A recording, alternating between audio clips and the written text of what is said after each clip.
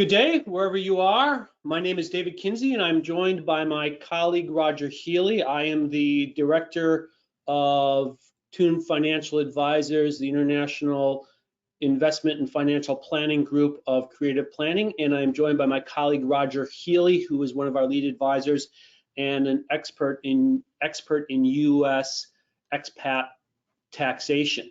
And so we are going to be going through a presentation today on one of the most vexing problems that faces Americans abroad when it comes to investing effectively, complying with the complex reality of U.S. citizenship-based taxation, and that is the Pfix problem and U.S. expat investment management, that is passive foreign investment companies.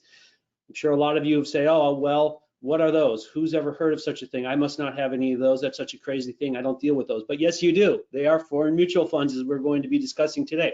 So we are going to be going through a little outline of our presentation, and then I will be turning over the primary role of presenter to Roger, who will be taking us through a very detailed description of the passive foreign investment problem and some of the solutions. We're going to begin with an introduction to our firm, and I'm just going to lay out then the problem of the PFIC issue for U.S. expat investors, and then Roger will take over in defining the PFIC issue, the taxation implications, the reporting implications, and then critically how we invest effectively and avoid the PFIC problems, the alternatives we have to investing in foreign mutual funds as Americans abroad. And then at the end, as I'm sure you'll all be interested in, we're going to have a very extensive question and answer session. So please feel free to go ahead and start putting in your questions now. Roger and I will endeavor to go through all of your questions.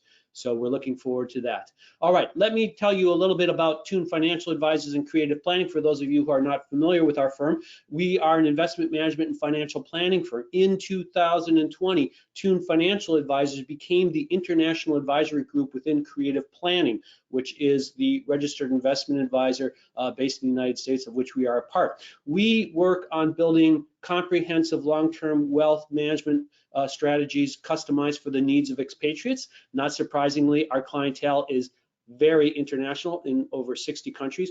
We work in the United States as Creative Planning as a registered investment advisor. We are a fiduciary to our clients.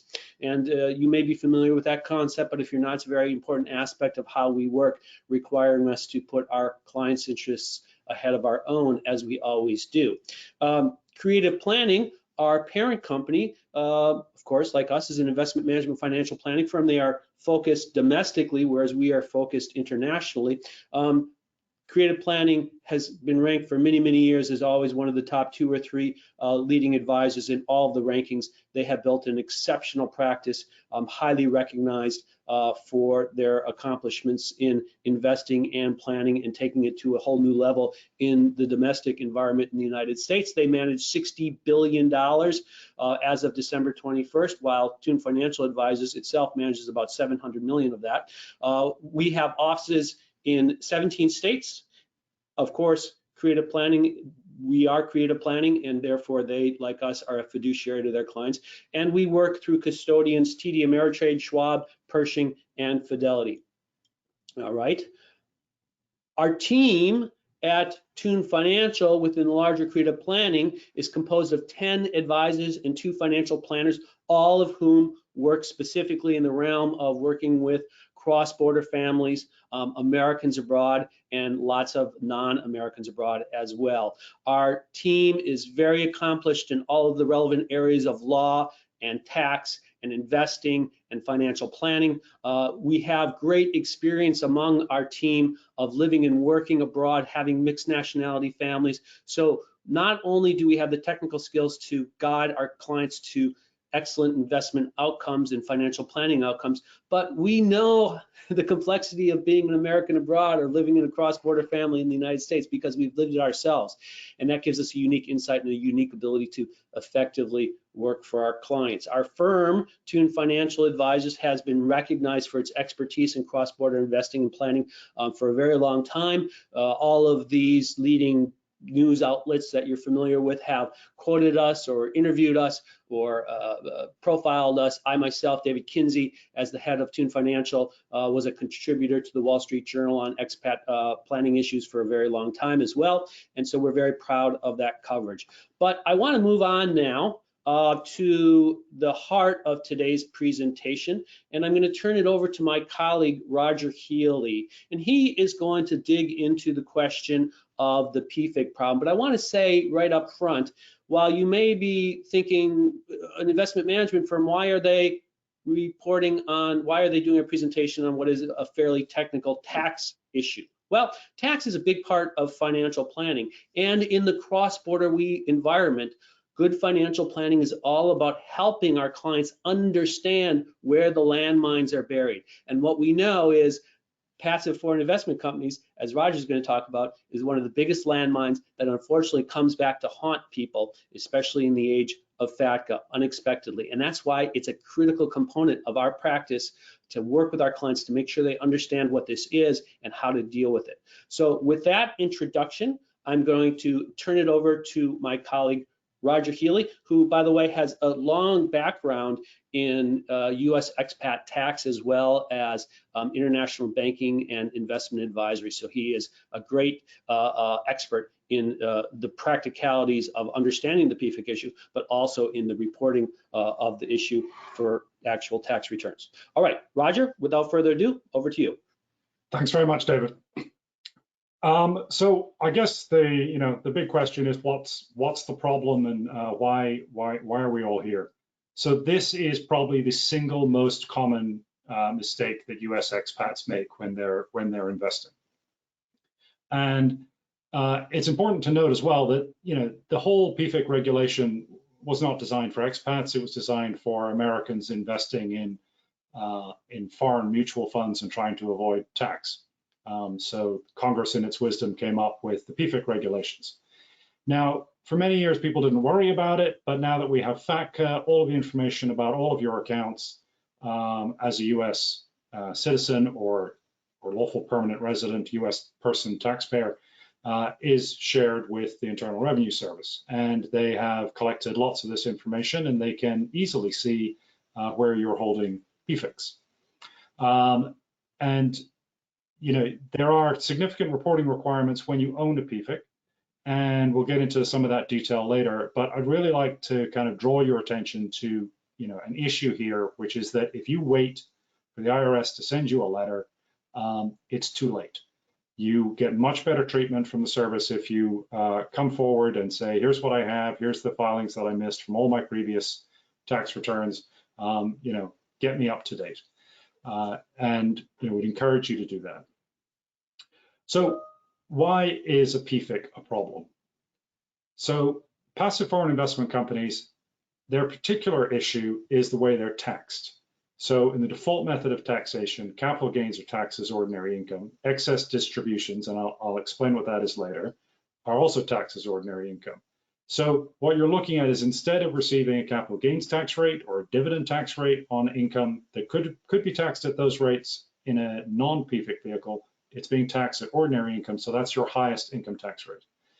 Excess distributions receive similar treatment, but for what are known as prior PFIC years, there's also an interest charge, which is compounded since the day you acquired the PFIC. Capital losses are not treated the same as capital gains. They're treated as capital losses, which means they cannot be offset against capital gains. So you may end up with losses that you can't use. And then they have complex reporting requirements if you satisfy any one of a number of conditions. Next slide, please.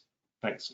So the big question, then is my investment in a PFIC? Well,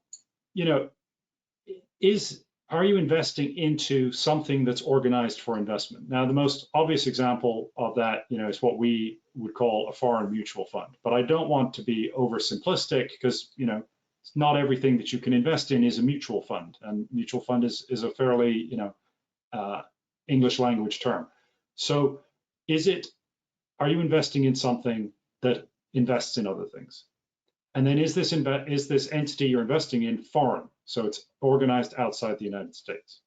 Importantly, would the US consider it to be a corporation? And so if you've invested and you have no further liability for the holding in that other than your initial investment, so you're not liable, then the US would consider it to be a corporation. And then remember, again, it's the entity itself, the investment vehicle, and not necessarily what it's invested in. So you could invest in something that invests in the S&P 500, and it's that vehicle itself that, if it's a foreign corporation, may well be a Pfig. So there is a specific definition of when a foreign corporation is a Pfig, and that's if it meets either of the following two tests. So the first is that 75% of its gross income is passive income, or that 50% of its assets are held for the production of passive income. And passive income is interest, rent, royalties, capital gains, foreign exchange, gains from hedging. And now in the context of perhaps some kind of a family holding structure or something like that, you should note that many of the family businesses may be considered held as passive investments, and any cash is also held for the production of passive income. Next slide, please.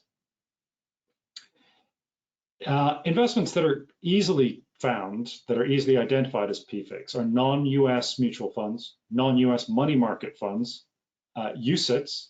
UCITS are essentially European collective investment vehicles, offshore hedge funds, so offshore funds rather, hedge funds, private equity, etc. Foreign pensions. So with foreign pensions that are not considered pensions under the terms of a bilateral income tax treaty, generally your only investment options are likely to be Pfix. So you'll need to report those. We'll talk more about those in a bit. Now, importantly, partnerships, because they are partnerships and not corporations, are not Pfix. Now, where will you find these Pfix? So Pfix will be in your brokerage account. They may be directly held. So if you go and you buy from a mutual fund provider their fund directly and they send you share certificates, that doesn't mean you don't have a Pfig. Nominee accounts, unrecognized pension accounts, mentioned that before, but I'll just highlight one common one that we come across is the UK ISA. It may have tax benefits in the UK, but often the only things you can put in it are going to be Pfix. And then non-insurance investment hybrid products. And these are also quite common. And I can pretty much guarantee that the investment component of that is going to be a Pfig or invested in Pfix. And now kind of the real meat of the issue is how are these taxed? So the most complex method is default taxation. Possibly the most useful method is mark-to-market election. And then the most straightforward is the qualified electing fund election. I'm going to take these in reverse order, starting with the easiest, which is the qualified electing fund election. And I can imagine many of you are thinking, oh, well, this is great. I'll make that election because I'll get the similar tax treatment that a US investment company would get. However, you can only make this election if the fund itself has chosen to be treated as a Pfig, as a qualified electing fund rather, and sends you the relevant annual information statement. If a fund has chosen to be a qualified electing fund, I can assure you they will have marketed themselves as such to you as a US investor. And so this is, while it's definitely the best option to maintain a Pfig, it's rarely available to you, and it's not something you can do retroactively. Sorry. Now, mark-to-market election. Now, so this allows you essentially to check the value on the 31st of December every year and pay as ordinary gain or loss any change in the value of your Pfig. This is great because it doesn't have the interest charge, but you can't just go back and do this. You still have to file the forms with all of these options. But to get started on this, you have to make what's called a purging election, and that means suffering default taxation up until the point that you decide to make the purging election, which effectively means you've sold the Pfig and then reacquire it back and start fresh using mark-to-market. Next slide, please. So what is this default election that we keep referring to.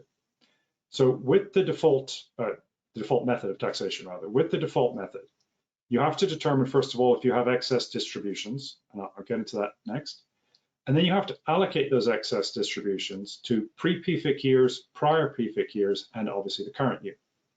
Now, pre-PFIC years, you might think, how does that happen? Well, if you're a non-US person and you own a foreign investment, and then you become a US person, marriage, you move to the US, whichever, and you still hold that foreign investment, then you may well have pre-PFIC years. Any year you've held the investment since you became a US person, but not the current year, it would be a prior PFIC year, and then the current year is obviously the current year. Pre-PFIC and current year portions are taxed as ordinary income. So again, no capital gains treatment here. So you're talking, 37% instead of maybe 15 or 20. Prior PFIC year allocations are taxed at the highest available rate. So not your marginal rate, but the highest available rate. So say 37%, even if you're, even if this is your only income for that particular tax year, and it's applicable to that tax year. So if tax rates come down, that doesn't matter. You have to look back to the individual PFIC year's tax rates.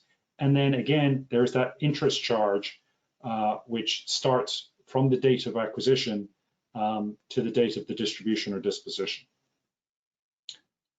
Next slide, please. So distribution. So I often hear from people, oh, well, I didn't get a distribution. The money never arrived in my bank account. Well, look carefully. Did you get a distribution that was automatically reinvested? And one of the ways you can tell that is, do the number of units you own change? You had 100 units, now you have 105 units. You got a distribution that was reinvested. You need to calculate how much of each distribution is an excess distribution. And an excess distribution is any amount in excess of 125% of the average of the distributions received in the prior 3 years, or less if you haven't held it that long. The only good thing is, if this is your first year owning it, none of it is an excess distribution. Then you calculate the income, the tax, and the interest applicable to the excess distribution allocated by day to each period for each set of holdings that you may have in the fund. So in that first example, I said you started out with 100 units, now you have 105. So that's 2 different investments in the fund you need to track, and you track them separately. You track what's going on, what's allocated to the 100, and what's going on and allocated to the 5. Obviously, if you're getting more reinvestments, then you may have a 3rd, 4th, and 5th investment into the fund that you need to track. And then you apply the correct tax treatment to the amount allocated to each year. The amount that's classified as a non-excess distribution amount may well be a return of capital, it may be a capital gain, or it may be a dividend. Again, capital gain taxed as ordinary income, dividend only non-qualified. Even if the underlying dividends were qualified, the dividends coming out of a Pfec are only non-qualified. Next slide, thanks. Disposition. So when you sell units, however many you sell, you need to figure out which units you've sold if you have multiple sets of them. All the gain on the sale of those units is 100% excess distribution. So again, it's calculated across all the years that you may have held those units. And again, losses are capital losses, so they can't be offset with PFIC capital gains. I want to go back just for a second to that example where you had 100 units and 5 units. Well, let's say you had 100 units, you bought them for $1 each. You got the 5 units and they were $120 each. So now it's $106 is your basis in this. And you sell it for $110. Well, you probably have a gain on the first 100 units, and you probably have a loss on the 5 units. And I'm sorry, you're going to pay on all of the gain, and the loss is going to end up in your capital losses account, which you may or may not be able to offset in that year. Next slide, please. The biggest issue, which none of the different methods get you out of, is the reporting requirements on Form 8621. And this slide, the image on the bottom of this slide, is taken from the instructions to Form 8621. And down there you can see that the IRS and the Office of Management and Budget estimate that it takes almost 17 hours of record keeping to keep the records necessary for one Form 8621. They say that it takes 11 and a half hours to learn about it. And the only benefit of that is once you've learned about it for your first form, you don't have to learn about it for the rest of them. And then they estimate it takes 20 and a half hours to prepare and submit the form to the IRS. And that's each form, and you need to do a form for each PFIC that you hold. Next slide, please. And the other thing to remember with this is you're most likely to hire someone to do that for you. So you have to think about, what kind of hourly rates am I paying someone for this record keeping and submission. And if you haven't kept the records and they have to recreate the records, then you can add more time to that too. Now, why are these forms so complicated? Well, as I mentioned earlier, you need a separate one for each PFIC each year. And within that form, you need a separate Part 5 of the form for each distribution and disposition for each category, if you will, of holding that you have in the PFIC. So back to the earlier example, you have one for the 100 units and one for the 5 units. Then for each category, you need to calculate what the excess distributions, you need to set that out in detail and attach it to the Form 8621. Next slide, please. But, don't all despair, don't all stop right here. There are solutions to the PFIC investment problem. The first solution, which is a terrible idea, is to do absolutely nothing and think, well, this isn't going to affect me. Nobody's ever going to come knocking. Eventually, they will, and this tax bomb will explode, and you will have missed out on the opportunity to get yourself up to date. You will also have allowed, in particular, the interest charges, which accrue daily, to keep accruing. Another unfortunate option is people sell and go to cash. Now, this does solve the PFIC problem because you won't own any more PFICs, but you still have PFICs that you maybe should have reported in prior years, but now you're really hobbling yourself on being able to meet your goals, your long-term investment goals, such as retiring, etc., by being in cash. A reasonable solution is to pick individual stocks and bonds and build a portfolio that way. So you might think, okay, I'll buy Apple and British Petroleum and other individual stocks. But this is a time-consuming and not very effective way of getting this, and it's very difficult to get diversification.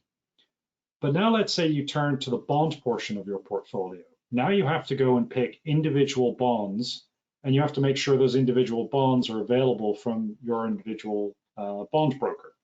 That can be quite difficult. And then, of course, the bond matures and you get the cash back, and now you've got to find another bond to put it in. So quite a difficult way to do it. The best solution and the most straightforward solution and the lowest cost solution and the one that gives you the best diversification is to buy US ETFs in US accounts. No Pfix, and you can pretty much invest in anything in the world. Next slide, please. So just to show in complete transparency a straightforward way of doing this, and this is a PFIC-free, if you will, portfolio invested in US large cap, European, and global real estate. And I've put in the ticker symbols here, and these are predominantly Vanguard funds that will be available to you in any US brokerage account. Importantly, people say, well, I don't want to be invested all in dollars. Well, have a look. We're not invested all in dollars. The highlighted ones here are invested in euro securities, European securities primarily. And now they will be quoted in euros on the exchanges that they trade on, and then they'll be quoted in dollars by Vanguard on your portfolio statement. But make no mistake, you're buying, particularly if you look at the bond fund, you're buying Eurozone AAA and sovereigns, these will be repaid, these bonds will be repaid in euros. The value will be reported in dollars, but the bonds, you will be holding euros. And if you looked at the performance of something like that, in euros, it probably hasn't done very much in the last couple of years, whereas in dollars, it's been gradually rising. Now, the portfolio also contains a large number of US assets. Next slide, or next item. And those US assets are going to be in US large cap, US treasuries, and US real estate. But let's think again about the stocks in this portfolio. So you're buying large American companies like Microsoft. You buy large Asian companies like, I was going to say Cathay Pacific, but they probably get a lot of their revenue out of Hong Kong. But our large European companies like, say, Nestle, these companies in general, well, certainly the large ones, are global in their revenue sources. So if you think about Coca-Cola, Coca-Cola is an American company listed on the New York Stock Exchange, but it doesn't make all of its money in the United States. Or you think about someone like Nestle, it's a Swiss company, but it makes less than 10% of its revenue in Switzerland. So what have you really bought in terms of a currency? Well, it's a stock, it's not a currency. The bonds, on the other hand, yes, your US treasuries will repay you in dollars and your euros in euros. Next slide, please. So you've got Pfix, what are you going to do? Well, if necessary, you should correct your tax returns. And I would strongly encourage you to consult a tax advisor about this. This isn't something I recommend you do on your own. And importantly, we're not tax advisors here, we're investment managers, but we do see, and financial planners, we do see this problem so often that almost, well, not 100%, but many clients get sent to their tax advisor. Consider replacing your Pfix with more efficient non-Pfix alternatives if they're available, and generally they are available. In some cases they won't be, get to that in a moment. And then you're really going to need to make sure you've got the liquidity to pay your tax preparers and attorneys, but also to pay any tax liabilities if you're going to try and do a, if you're going to liquidate or if you're going to try and move to mark-to-market. This next question comes up a lot. I have a pension in my home country. It's not covered by the treaty. It contains all of these fund type investments. And that's the limit of my choice. What do I do? What you do is you make a purging election and then you move to the mark-to-market. It's quite painful. You're getting taxed on these phantom capital gains that you haven't got into your hand, but you avoid the compounding interest on that, on those investments at least going forward. And then it also changes the basis that you have in these individual funds. So when they are distributed to you, you might have tax consequences in the country you're living in, but from a US perspective, you've already established the basis in that, and it's only going to be the gain since you last marked it to the market. Next slide, please. For those of you who have, really complex tax problems, we would definitely recommend you talk to your tax and legal advisors about the various disclosure procedures that are available. One of the most common is what's known as streamlined procedures, and there are foreign and domestic versions of this. Foreign and domestic relate to where the taxpayer lives. If you're a domestic taxpayer, it's fairly straightforward. To qualify for the foreign, you need to have lived one of the last 3 years or thereabouts outside the United States. So if you've just moved back to the US, this may still be available to you. Again, the issue here is that the failure to report must not have been willful. And that's a particular legal term, and I would certainly encourage you to talk to your attorney who understands exactly when you will have and will not have been willful before you make that declaration. Next slide.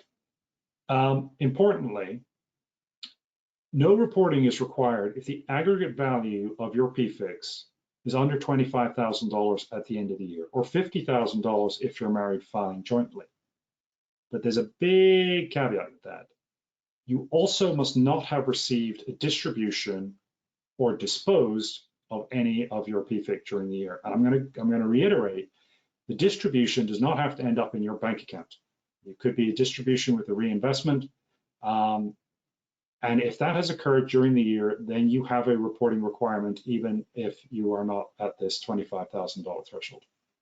Again, there are alternatives to most PFICs you may own. So if you're looking to invest in emerging markets, there's a non-PFIC for that. If you want to invest in the UK, there are non-PFICs for that too. Any delay in doing this, at a bare minimum, will add another day's worth of interest charges compounded onto any existing charges. Denying you have this problem may subject you to penalties. Now, this comes as a surprise to people because the Form 8621 does not have its own penalty. It has plenty of tax and plenty of interest, but let's think about what happens if you didn't file a Form 8621. If you didn't file a Form 8621, did you calculate the correct tax and interest payable on the tax return that you didn't file it with? Did you include it in your calculations to determine whether or not you needed to file a Form 8938? And if you did file a Form 8938, did you add onto that form how many Form 8621s you filed along with your tax return? Now, if you filed an 8938 and you left blank as to how many forms you filed, then was your tax return complete? And even if you, for some reason, put down, I only had one PFIC and I put on my 8938 that I filed the 8621, but I actually didn't, you've still left your tax return open because it is incomplete. And because it's incomplete, the statute of limitations that most taxpayers rely on to be quite comfortable that their taxes from however many years ago are beyond reproach now, that does not apply if you have failed to file an information return such as an 8621. Now, just before we get to the Q&A, a shameless plug, we're going to have another webinar on March 9th on expat cross-border estate planning and investing, and I'll be doing that same time, same channel.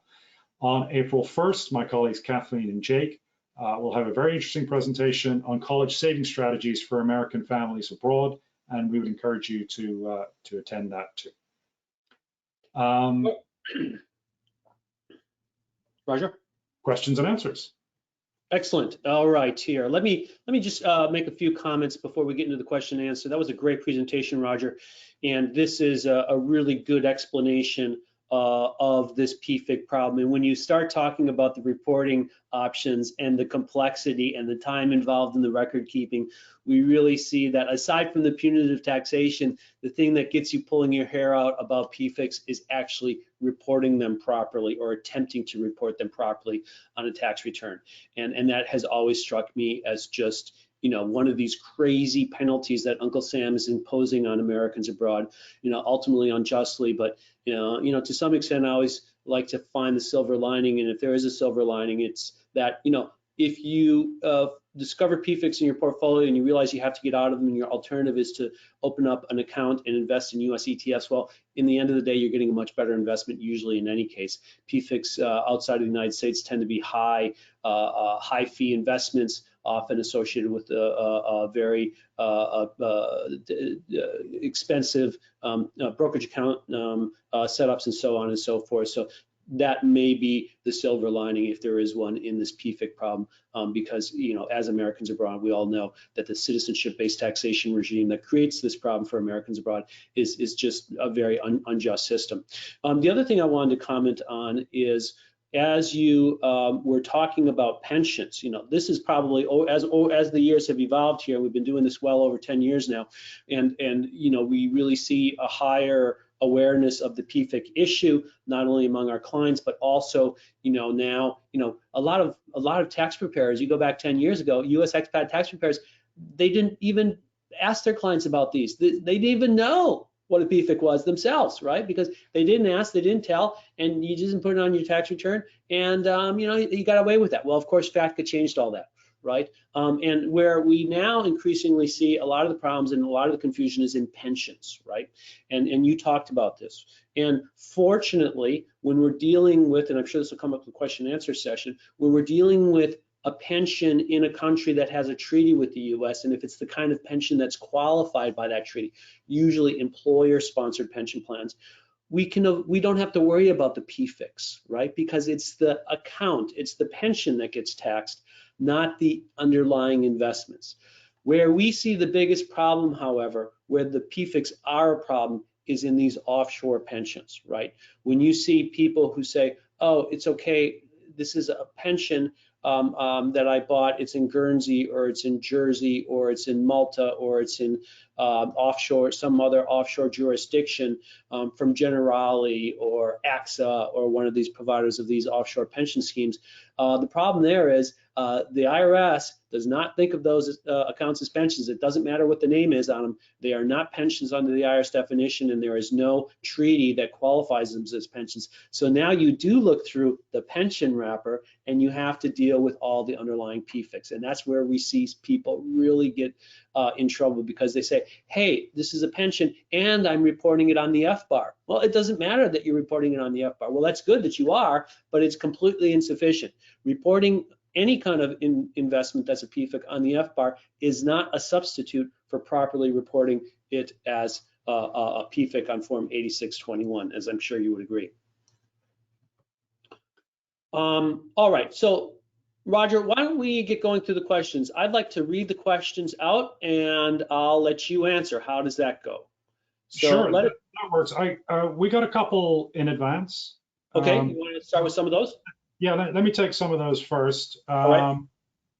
So got a question from Glenn, and Glenn is investing in a Golden Visa investment fund, and he wants to know. Well, actually, his question is more about does he have to put it on his FBAR?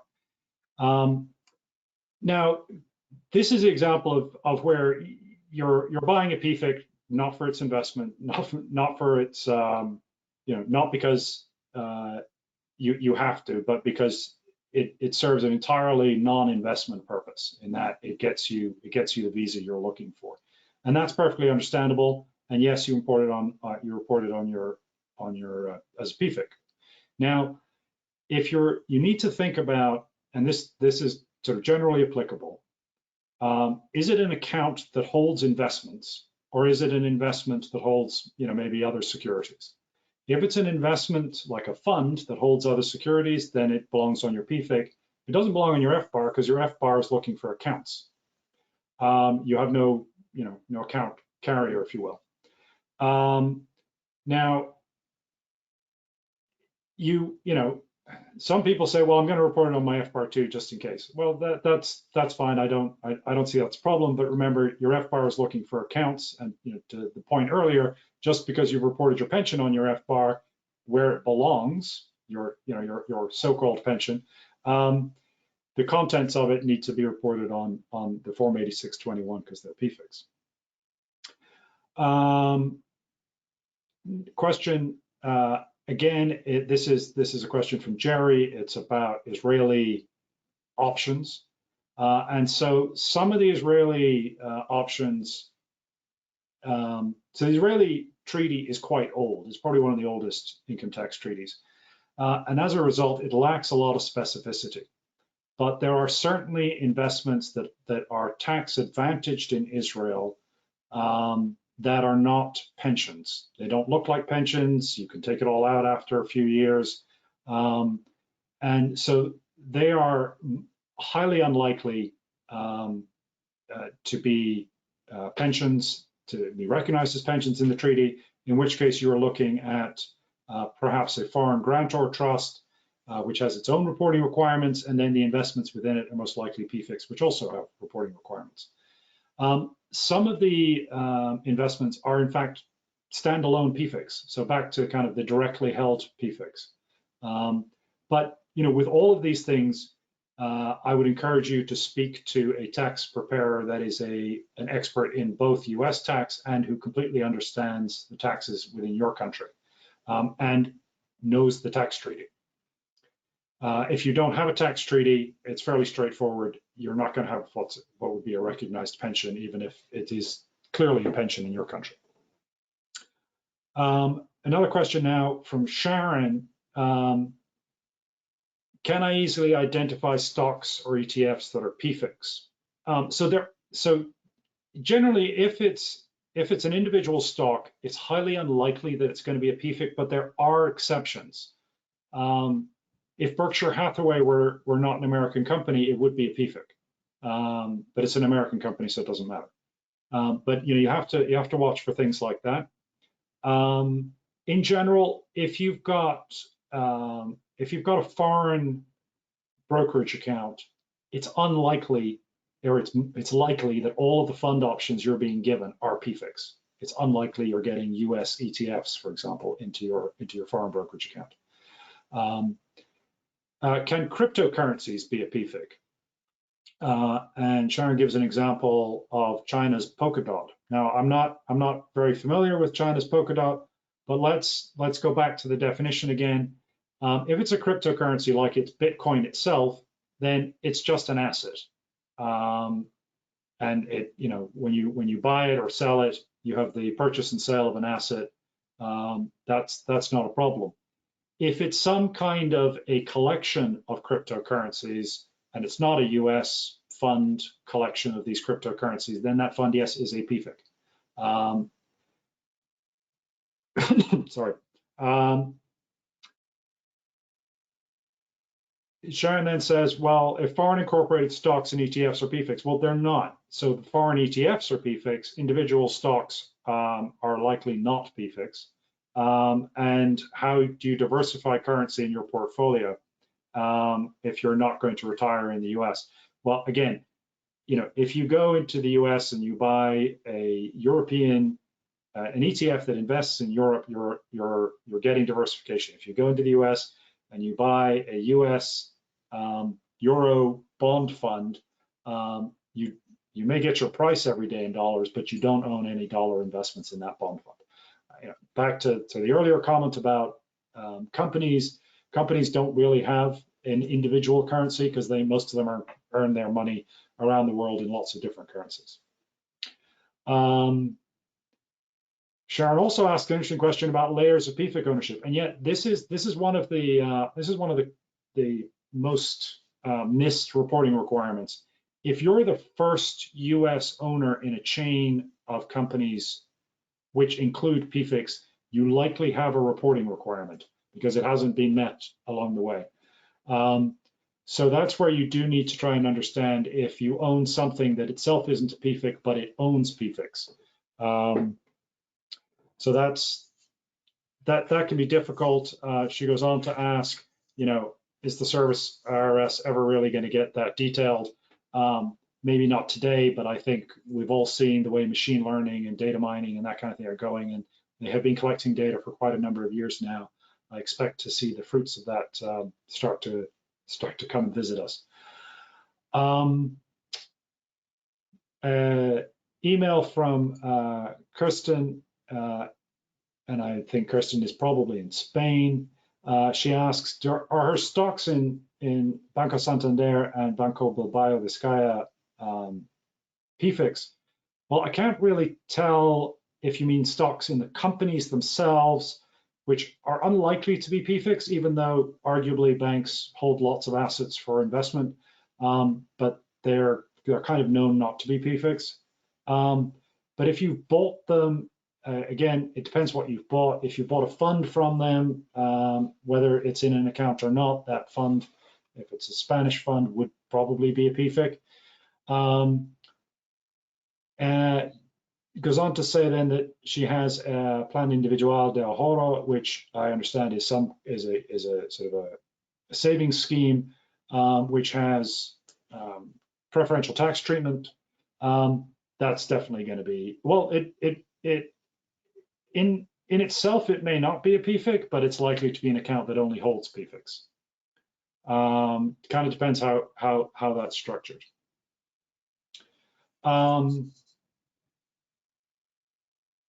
And then a question about exchange rates, and yet you need to know the date you purchased or acquired, whether it's through some sort of reinvestment. You need to know those dates so that you know the exchange rate that applies. And this is a common issue too, where you've purchased something and now you're about to sell it, and you want to know if you've got a capital gain or a capital loss. That may come in two components. You may have a capital gain or loss on the asset itself, and you may have a gain or loss on the foreign exchange related to the purchase of that asset. Even if you started in euros, bought it, and sold it, you may well, when you're translating it back into dollars, have a capital gain or loss on the foreign exchange component. A question from someone who's thinking about expatriating. The example they use is, if they have rental properties, can they avoid being a PFIC if they're hands-on doing all the operations, marketing, getting tenants, as opposed to having a property manager perform these functions? So if you're using a foreign company to own real estate, whether the real estate is passive activity or not really depends on the services you're providing to your tenants. But you don't have a PFIC problem. You're unlikely to have a PFIC problem. You probably have what's known as a controlled foreign corporation. And a controlled foreign corporation is one where US shareholders, and there's a definition around that too, but where US shareholders own more than 50% of the corporation. So if you own the whole thing and you're a US individual, you have a CFC. And CFCs have an entirely separate and perhaps even more complicated set of rules than PFICs do. But good news, and they have their own form 5471. The good news is you probably don't have a PFIC. That's the email questions so far. All right. Great, thank you, Roger. I want to just make a couple quick comments, on two things. So yeah, the golden visa example is a really good one, because I often say, look, there's no reason to own a PFIC. I've never seen a case where someone should continue owning a PFIC. When you own a PFIC and you don't purge it, all it does is become a bigger and bigger problem over time, right? Because the unrealized gain taxed at high rates just grows bigger over time, even if you're reporting it correctly. So I say, bite the bullet and just get rid of any PFIC that you have. The only exception I've ever heard to that rule that I think kind of makes sense is this issue of when you buy a PFIC for some non-investment purposes, like with the effort to get a golden visa. Well, there, of course, there's an alternative objective, and that would make sense. But that's the only case where that I've ever seen where it made any sense to continue owning a PFIC, because not only because the PFICs themselves are so toxic, but because there's always an alternative, usually a much better alternative than the PFIC itself. So that's the good news. And so, and the other thing I wanted to mention is, when we're talking about the difficulty sometimes of finding where these PFICs lurk, there was a case, there still is a case of the company Sprott, which is a Canadian company, which has lots of funds. They actually look like stocks. If you look at them on the New York Stock Exchange, or you pull them up on Schwab or E-Trade or wherever you would look for them, they look just like stocks, right? But guess what? Although they trade in New York and they look like a stock, they are actually Canadian incorporated companies, and all of their income is passive income. Guess what? They're PFICs. And these have been listed for a very, very long time in the New York Stock Exchange. Hundreds of thousands probably of regular Americans have been buying them and never reporting them. And you know what? I don't know what the resolution of that was. They started at some point because of FATCA, and people started pointing this out, and Sprott started sending out these notifications to their clients saying, hey, you got to recognize that our fund is a passive foreign investment company, and you better be reporting it this way. But they'd never done that before, and it shows you the before and the after of FATCA. I mean, here is a stock that's regulated by the SEC, or it's traded on the New York Stock Exchange, and it didn't even know itself that it was a PFIC, and that all the people it was selling it to in the United States would be subject to these very punitive PFIC regulations. So it's really a sign of the times that changed so dramatically, and that it went on for so long without anybody recognizing that this very popular investment vehicle being traded on the New York Stock Exchange was a PFIC itself. So, all right, let's move on and get to these questions. I know you've all been waiting, and we've got a question here from Peter. And I'll read it off, Roger, and you can go ahead and answer it. And it says, Peter writes, if my non-US citizen spouse owns ETFs registered outside the United States and I inherit them when she dies, does that immediately land me in trouble? Or is there a grace period during which I can still sell them and reinvest in approved vehicles? How long is that grace period? Great question, Peter. Roger? So there's no grace period as such, but what you would want is you'd want her estate to sell them. And so you would only ever receive the proceeds of the sale. I'd be a little concerned if you're the executor of the estate, but not terribly. But that's how you would deal with that. You know, if you own a PFIC, and anything happens with it, you're going to need to report it. All right. Bob writes, are there copies of the slides used in this presentation? There will be a replay of this presentation available, Bob, and that you're signed up for it, you're going to get an email notification with a link to the replay, so you can look at the slides that way.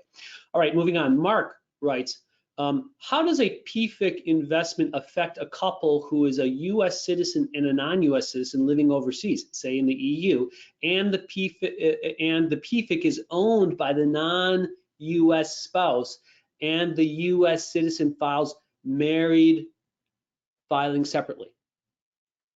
Not a problem. And in fact, you know, depending on what country you're in and whether there's an estate tax treaty, that might be the answer we would give you, is to, you know, go buy the European UCIT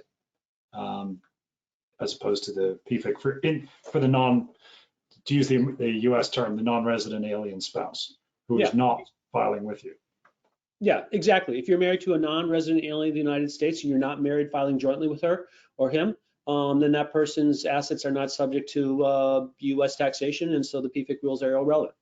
All right, moving on. James writes, when I actually become an expat, I have ideas for several small. This is the same question I answered earlier about the rentals. Oh, okay, right. So we'll skip that one. Okay, next one from Robert. Are there U.S. tax implications if I buy a European UCITS S&P 500 ETF? I do not have European citizenship. So Robert, we'll assume you're a U.S. citizen or a U.S. taxpayer, and yes, this is where it's the vehicle that you're using, not the underlying investments.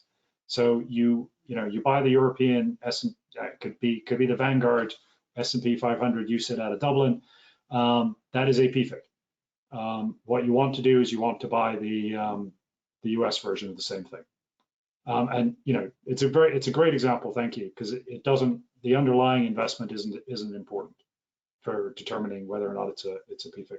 And I'll also comment on dual citizenship doesn't give you any special benefits. It may give you benefits, you know, on an estate tax treaty or something like that. But as a U.S. citizen, you don't want to own PFICs even if you have another citizenship. Right. Okay. Terry writes, how to tell if a company is a PFIC? For example, if a company like Mobil Oil is listed on both a Canadian and the US stock market, is it a PFIC? And how does one determine how much of a company's income is passive versus active? Thank you, Terry. So that can be difficult. You know, as David's earlier example showed, you know, a stock market listing doesn't really tell you anything. You know, if you look at, and I mentioned Berkshire Hathaway, you really have to understand what is it that company does. You know, I would think that you'll find that Mobil gets most of its money out of doing things like drilling and refining and stuff like that. But sure, it's going to own, you know, royalty interests and stuff like that. But you're going to have to look at, you know, what's the, you know, is that significant? Does it meet that 75 or 50% threshold? I don't know the answer for Mobil, but I doubt it. I doubt Mobil is a PFIC, but there certainly are companies out there that, you know, you can find out are PFICs. Right, exactly. All right, Elizabeth writes, my French company provides employer retirement contributions through an Article 83 retirement plan. The only investment options within this plan are PFICs. What should I do? There is no other way for me to receive these employer retirement benefits. Mark to market is the answer to that. I mean, especially, if you think about matching contributions, you put in €100 and you get €100 off of your employer. Well, at that level, maybe it's not actually enough to cover the costs of filing your taxes with Pfix in them, but you have no other way of getting these benefits, and that's where, as I think we mentioned earlier, if you're in one of those, market to market. But I would think, and I don't have the answers off the top of my head, that a French employer retirement plan is going to be treaty protected as a pension, in which case its contents are irrelevant. It's only on distribution out of the pension that you're going to have any taxation issues. So kind of answered both the covered and non-covered, non-included pension schemes in that. Yeah, I mean, I think that's clearly the answer. This treaty, if it's employer sponsored in France, is going to be covered by the treaty. If it was another very popular investment vehicle that people use in France, Assurance Vie, well, that is not covered by treaty. That is not a pension plan. And then you would have to report all the Pfix in that Assurance Vie, right? But the employer pension plan probably meets the qualifications to be covered by treaty, and the account is taxable, not the underlying investment. So you probably don't have a Pfix problem in that, Elizabeth. All right. Moving on. All right, Jeff writes, very long question. Okay, let me read this, Roger, for you, and you can answer. I'm a U.S. citizen married to a UK citizen living in the UK for 6 years. We have a dual national, 1 year old, and are looking to invest for his future. I file my tax returns using married filings separately, and I use the foreign earned income exclusion to avoid being double taxed. I have a Schwab brokerage account, and that I opened a year ago, and I am now ready to invest it for our retirement. We are in our 30s. I plan on choosing inexpensive Vanguard ETFs for this. Do you recommend opening an additional Schwab brokerage account to invest for our son separately from our own retirement account? If so, should this be in his name or my name, and then gift to him when he's older? Or will it make more sense financially for my wife and I to invest for him using a UK brokerage account under her name to avoid the need to send money to the US? If choosing this route, what are the tax implications given that he is a US citizen? We will most likely remain in the UK permanently. Okay, you got that, Roger? Yeah. So I guess I'd open an account for him when you've got a balance around, say, $15,000, which is your annual gifting limit. I assume you're not filing jointly with your spouse. If you were, you could make it 30, and then invest him in a U.S. compliant manner going forward. You would likely use a UTMA account, Universal Transfers to Minors Act account, which in the UK would be considered a bare trust, so no terrible treatment there. Now, you could, of course, go with the other route there, I think, which was, your wife is managing the investments for him. When she wants to transfer the assets, she's going to have to sell them because they're going to be Pfix, most likely. They could be American UK reporting funds. That's always an option. But if it's a UK brokerage account, it's going to be Pfix. So she's going to have to sell them, realize those gains, and then transfer the money to him. I'll take a bit of an issue with the need to send money to the US comment. I don't think that could really be any simpler these days. I mean, there was a time when you had to sort of go in person and fill out a form in your bank, pay wire transfer fees and wait a week. But there are so many services now that can inexpensively transfer money that I just don't see that as much of an issue anymore. The fact you're going to remain in the UK permanently, that would, have me think about the things maybe you want to invest in, and you want to kind of maintain significant exposure to sterling, but that wouldn't affect what I would invest in. And if you go back to the earlier slide, for the Eurozone American, I'd do something similar, but for a UK person. Great. Okay, thank you, Roger.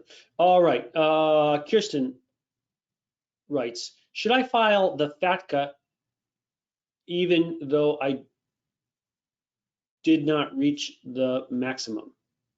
Should I file the FATCA even though I did not reach the maximum? You want to try to interpret that, Roger? Yeah, so I assume you're asking about Form 8938, where you declare all your foreign specified financial accounts. And if you don't meet the minimum thresholds to file that, then don't file it. The IRS doesn't like getting things that they're not supposed to get. You know, I find though that people sometimes don't read all the details of when those apply. You know, so for example, with the FBAR, it's the aggregate of all of your accounts at any time during the year exceeding $10,000. Your year-end balances don't really matter. And with the Form 8938, there again is a sort of a high watermark across all your accounts during the year, as well as, or a possible year-end threshold, either of which will cause reporting. But if you don't meet the minimum, you know, if you've got $50,000 in your international accounts and you live outside the US, don't bother filing an 8938. All right, great. All right, Elizabeth writes, I believe French pair plans, Plan Épargne Retraite, is considered a qualified retirement plan for you from the US IRS perspective. Is there a way to transfer from funds from a PEE, which is not a qualified US plan, into a pair, which is presumably qualified, to any way to transfer funds from PE to a tax qualified PER? Roger, you know the details of transferring between French? Yeah, so normally under treaties, you can transfer between recognized pension schemes without any issue. If you're transferring funds from a non-recognized to a recognized, I would be concerned that you would hit some kind of annual contribution limit issue. I would think you probably need French tax advice before you do it in any case. And then, but it doesn't seem as big an issue, to be honest, as if you were trying to do it the other way around. If you're doing it the other way around, you'd be leaving the treaty, and even if you had no French tax consequences, you would suffer complete distribution from the plan. But you're talking about getting money out of something that's not a plan. So that's all currently taxable in any case. So I don't really see that much of an issue. If you're able to make the contribution, I don't see it would be a problem. All right. Robert writes, I am looking to move back to the US in the next 3 years from Japan. Does it make sense to start to invest now from Japan, or would it be better to wait to invest when I return to the US? So I would never wait to start to invest. And if I was living in Japan and I was a US citizen, I would have my accounts in the US and be investing in the US through US funds so that I don't have a PFIC problem. So that, I guess, is my short answer to that. Exactly. I would agree. All right. Jennifer writes, to confirm, a SIP is considered a pension account, so we don't need to worry about Pfix there. A SIP being a UK self-directed pension plan. Yes, but you might need to worry about non-PFIC reporting requirements, as in, have you got a trust reporting requirement? But yeah, you don't have to worry about the contents of your SIP. Yeah, we've gone over this for years and years, and there are different opinions out there. I think there's a good case to be made that a SIP is qualified by the treaty, but other people say it's not. But I think you're on solid ground there, Jennifer, to treat it as at least as a minimum as a non-qualified deferred compensation scheme. In which case you wouldn't have to look through to the underlying investments. You wouldn't have PFIC reporting. It still might be reportable as a trust if you want to be really technical, but I wouldn't worry too much about it. All right, Maureen writes, when you say dividends, would this include French stocks? So let's just assume that you bought shares in LVMH. The dividends that LVMH pays out to you may well be qualified dividends. But if you buy a fund that owns LVMH, a French fund, and owns LVMH amongst other French companies, then anything that that fund is paying out would be a distribution from a Pvig. Right. Yeah, and I mean, very fundamentally, this gets back to an earlier discussion we had is individual stocks, company shares are generally not Pfix, and the dividends that they pay out don't trigger Pfix reporting either. It can be difficult in some cases to make sure that what looks like a stock is not a PFIC because of the nature of its underlying business might be focused on some kind of passive income investing. But for the most part, right, I mean, we can say with pretty much certainty when you're looking at a normal company that lists its shares on the stock exchange, whether it's the French stock exchange or the New York stock exchange or the London stock exchange or wherever it is, and these are big companies doing things like drilling for oil or building cars or selling software. These are not PFICs, right? They're underlying businesses that are not deriving their income from passive sources.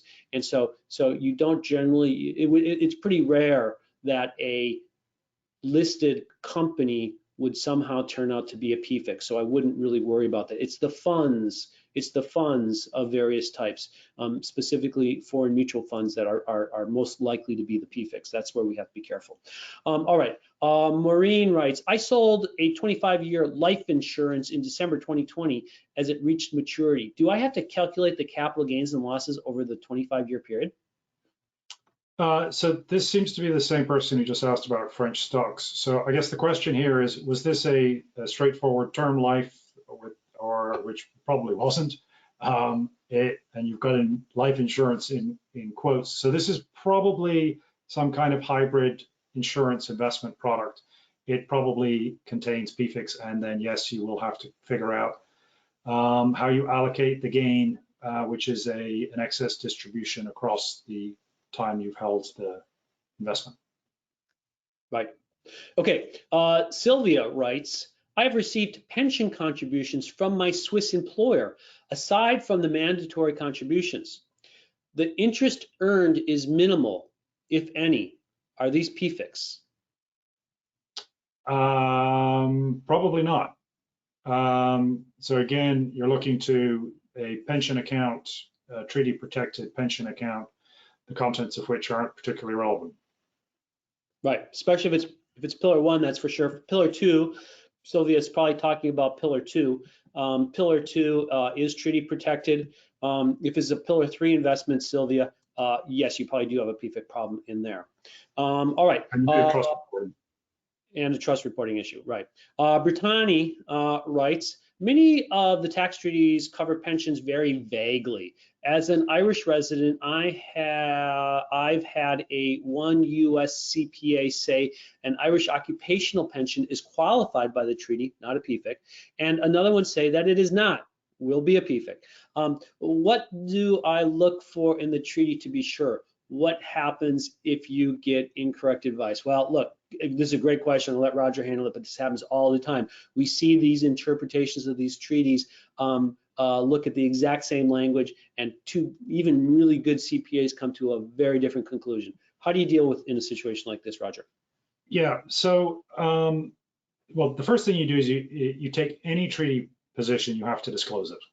And that disclosure does a couple of things. One, it highlights to the service what you think and what the advice you got was. It's important that you've taken advice. That certainly helps in your dealings with the IRS in case the advice is wrong. You can't just take any advice. You need to take it from someone who is clearly somebody you should be able to rely on, a US CPA, US qualified tax attorney, enrolled agent, for example.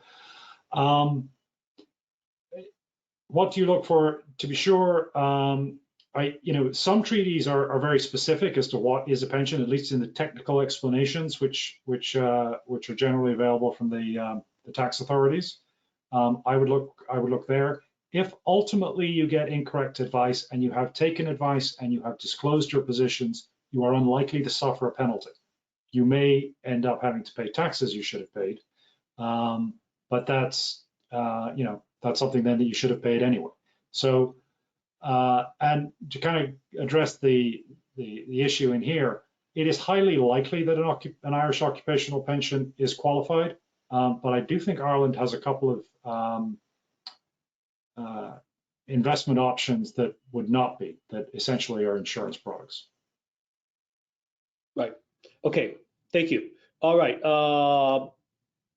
Kirsten writes, and I'll take this one, give Roger a break. Can you invest in a US ETF in Spain?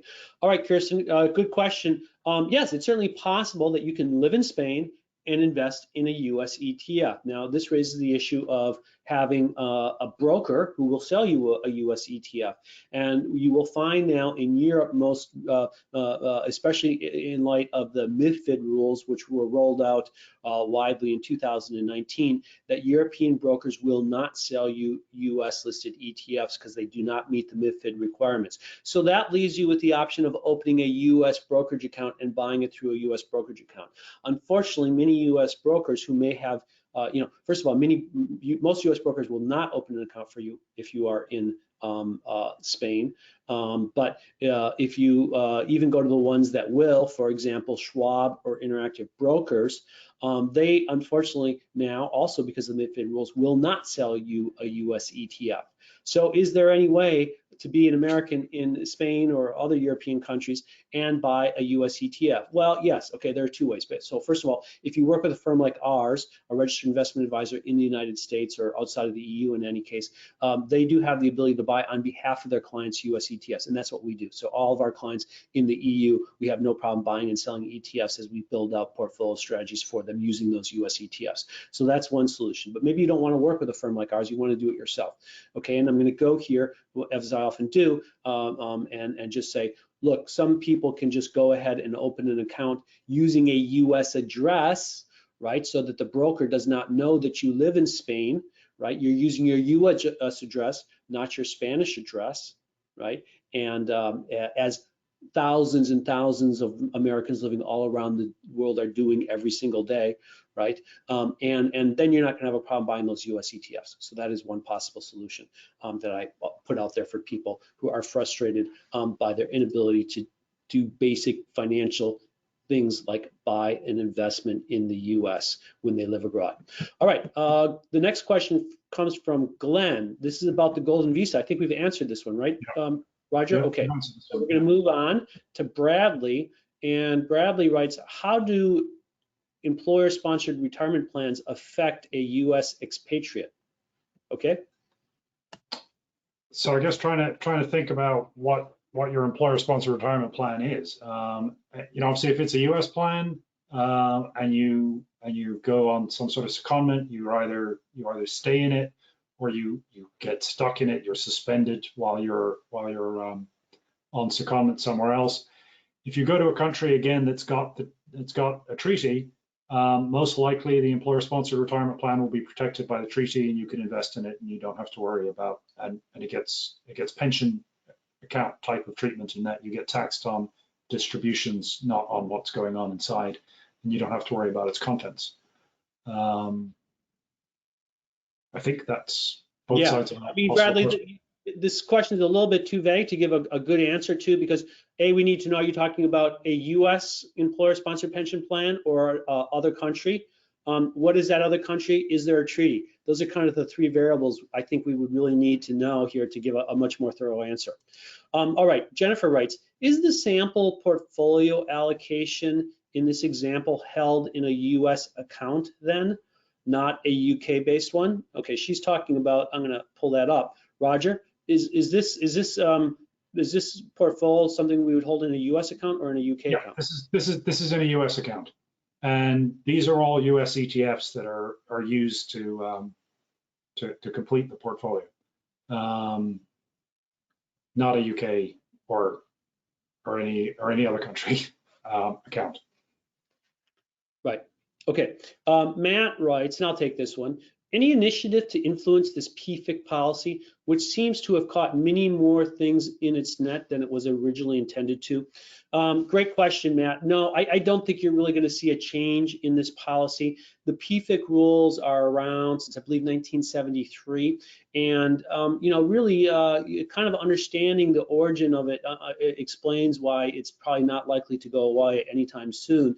PFICs, the PFIC legislation regulating these offshore funds came about because in the 1970s, when tax rates on investment were very, very high, what you started to see is a low cottage industry where mutual fund companies, standard US mutual fund companies, were saying, hey, look, instead of buying this fund here in the United States, we're going to sell you the exact same fund, but we're going to do it in the Cayman Islands, right?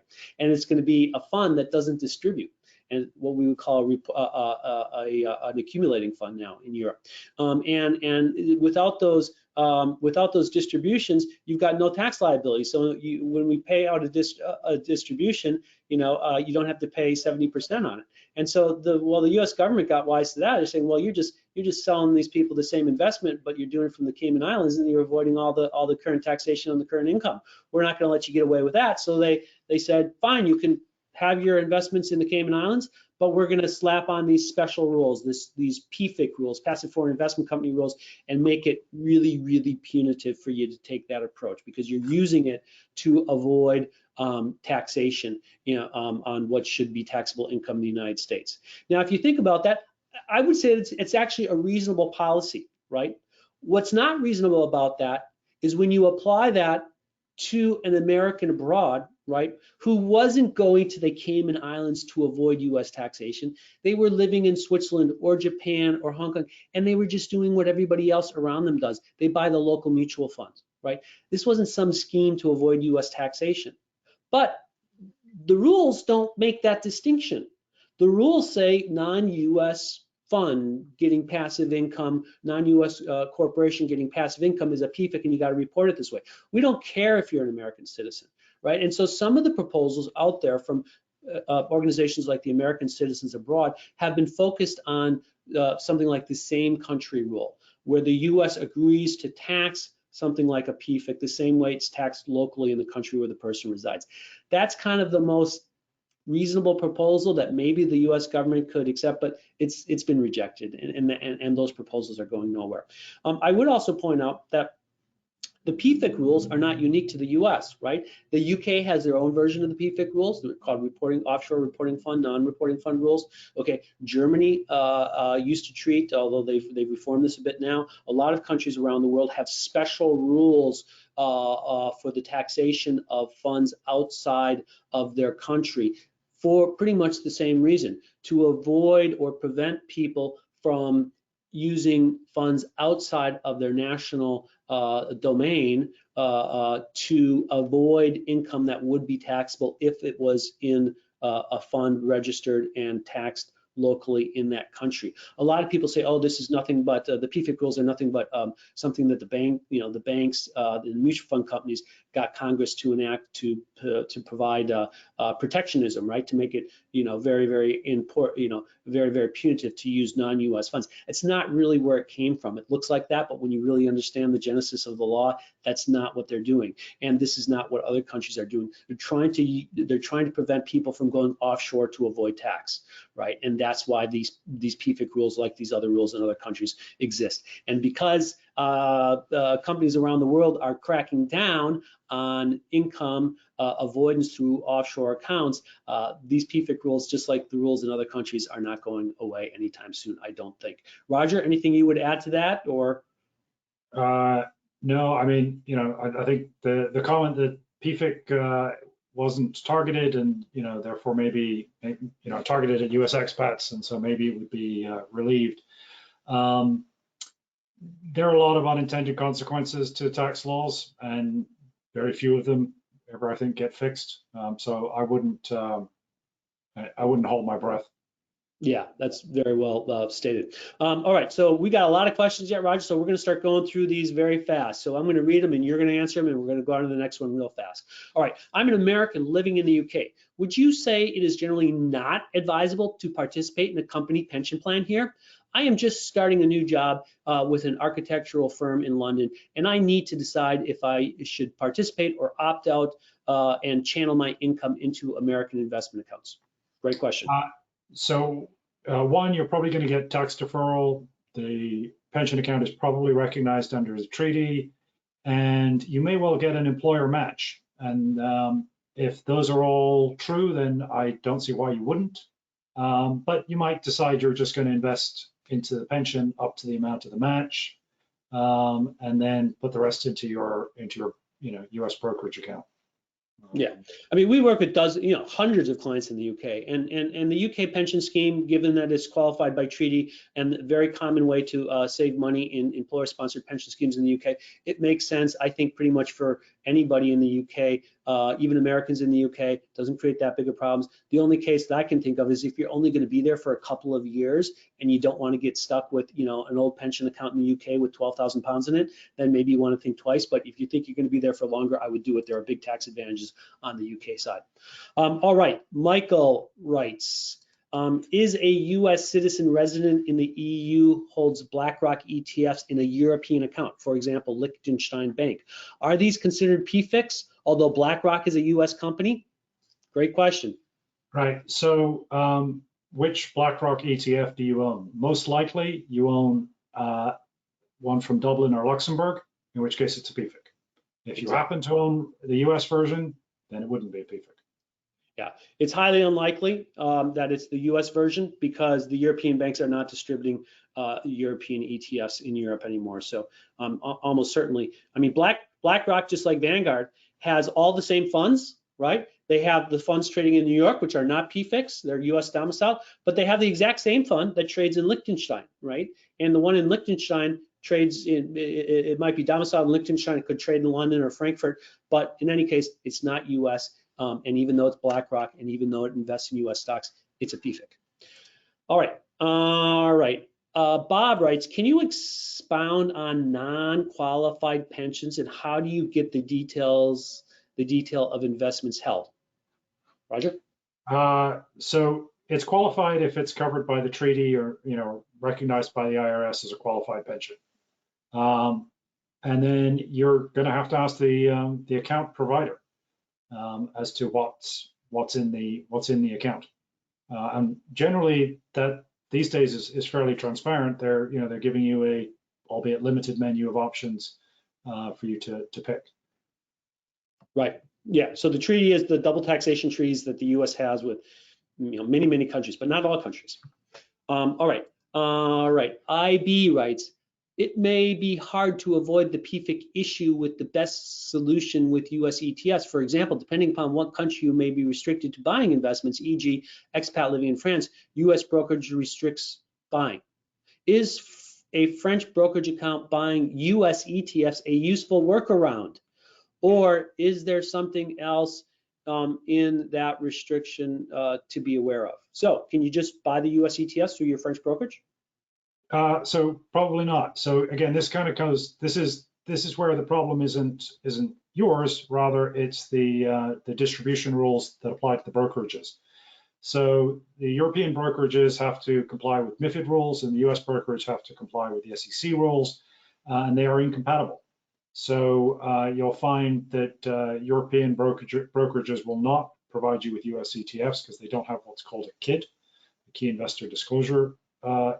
Investor information document, and the US ETFs don't produce those, so they can't provide you. The US brokerages then don't want to be subject to MiFID, so they don't want to deal with with European residents. That's why they deal with someone like us as the investment manager for US citizens living in Europe. Right. Yeah, I would just add that, this wasn't always the case. Before the MiFID rules, you could buy European brokers who would sell you in Europe a US listed ETF. And so if you have a French brokerage account in the old days and you bought a US ETF, you don't have a PFIC problem. It doesn't matter that the account is French. The underlying investment, even if you bought it through a French broker, if it's a US fund It's not a PFIC, and you haven't got a PFIC problem. So now, if you're in Hong Kong or Singapore, there are brokers in those places outside of the EU where you can open up an account and you can buy U.S. listed ETFs and other kinds of investments in the U.S. and you don't have a PFIC problem, right? Because it doesn't matter that the account is in Hong Kong. If the fund that they're selling you is a U.S. ETF, it's not a PFIC. All right, just to be clear about that. All right, Kari writes, okay, this is a good one. Kari writes, it's my understanding that the reporting threshold for the Pfix is $25,000. Can you review this one? Because this one caught me because I didn't realize that this is not the kind of easy solution here that I thought it was myself, Roger. Yeah. So I guess the first comment I'd make on that is that's that number is in aggregate. So it's not per PFIC. It's of all the PFICs. And then the caveat on that is if you have a PFIC and nothing happens to it during the year, and in aggregate all of your PFICs are less than $25,000, then you do not have a reporting threshold. However, if there is a distribution, even if it doesn't end up in your bank account but it gets reinvested, then you do have a reporting requirement, regardless of the fact that you only have $10,000 worth of PFICs. And then obviously that limits 50 if you're married filing jointly. So I think that's an important little caveat to attach to that threshold. And if you look at what the IRS would define as a distribution, you're going to find very, very, very few PFICs anywhere in the world that don't have distributions on an annual basis, probably. So it's probably not a solution in most cases. All right, Marco writes, I send questions via mail. One of them is that US ETFs would not be taxed as PFIC by the US, but as far as I know, that they will get taxed by the EU countries, Italy in my case, with rules very similar to the Pfec. Did you answer this one, Roger?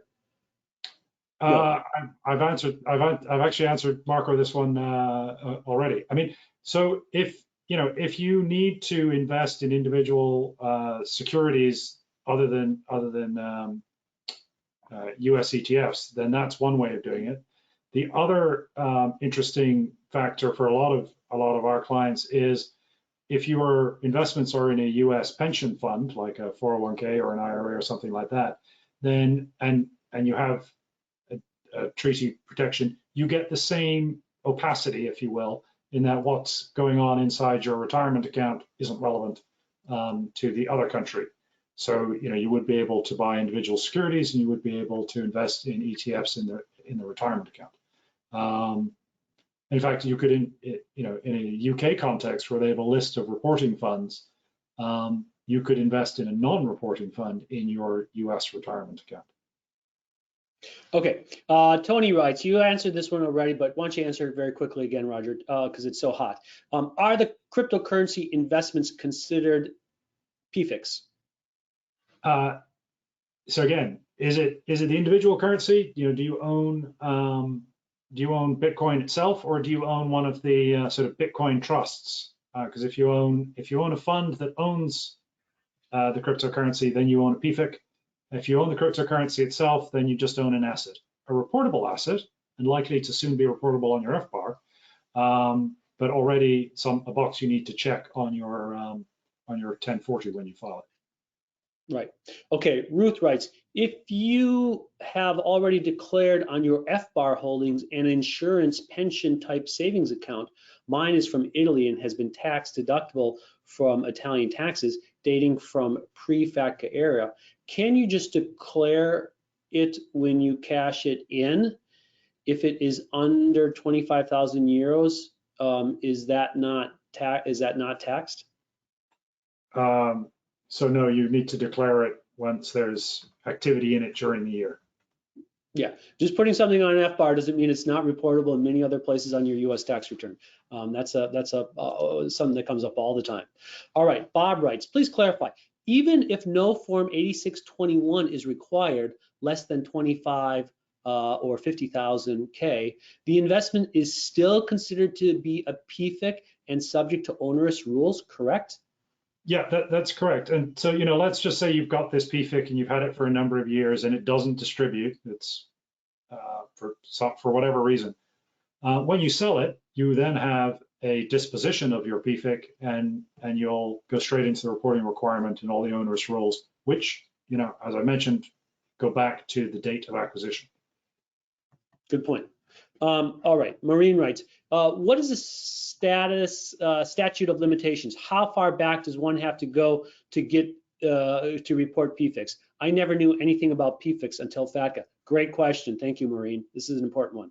Yeah, so the general rule of thumb is, 3 years unless there's something really untoward, and then it's 6 years that the IRS will go back. But the important point about PFIC reporting is if you have not filed the form to go with your return, then the clock has not started ticking on the statute of limitations. So the statute of limitations may still be 3 years, but it just hasn't started yet. So all of those returns are open for audit. All right, great. All right, IB writes, do you see PFIC changes coming legislation-wise? No, don't expect any change anytime soon.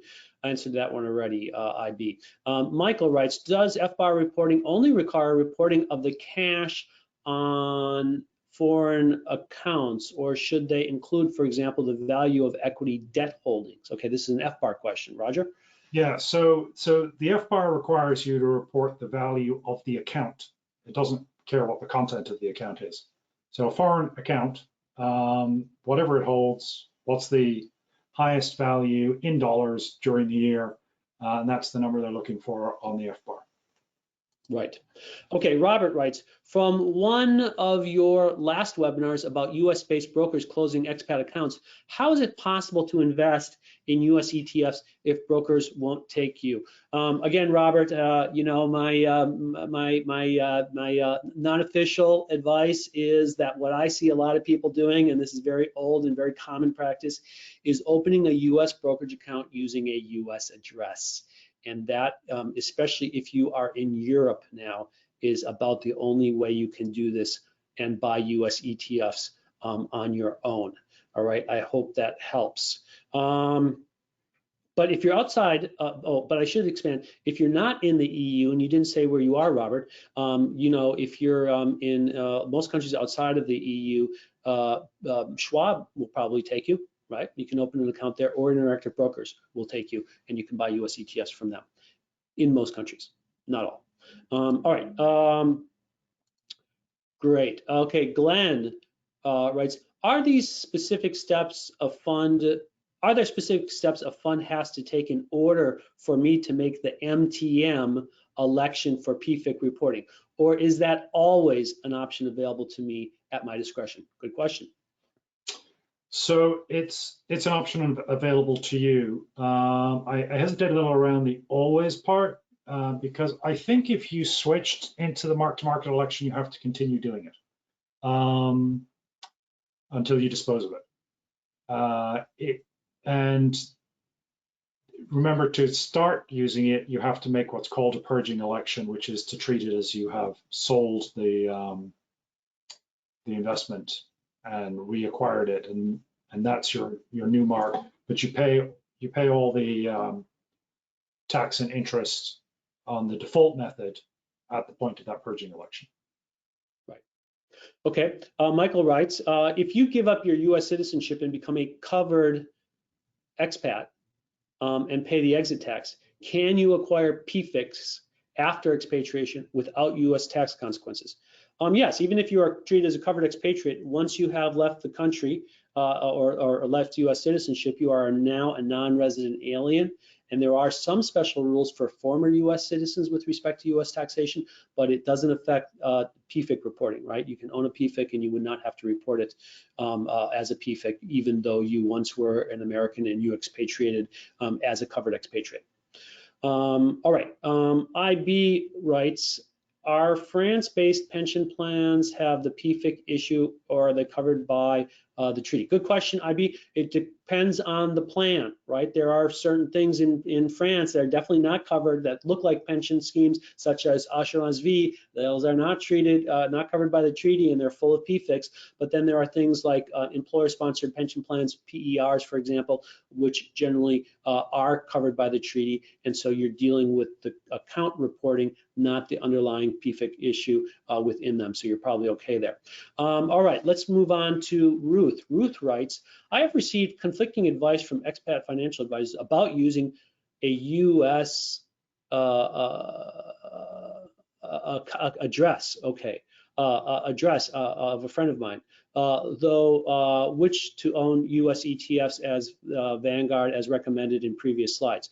Was that was told this way was illegal if you reside in Europe, and was told by another expat advisor that it was not a problem.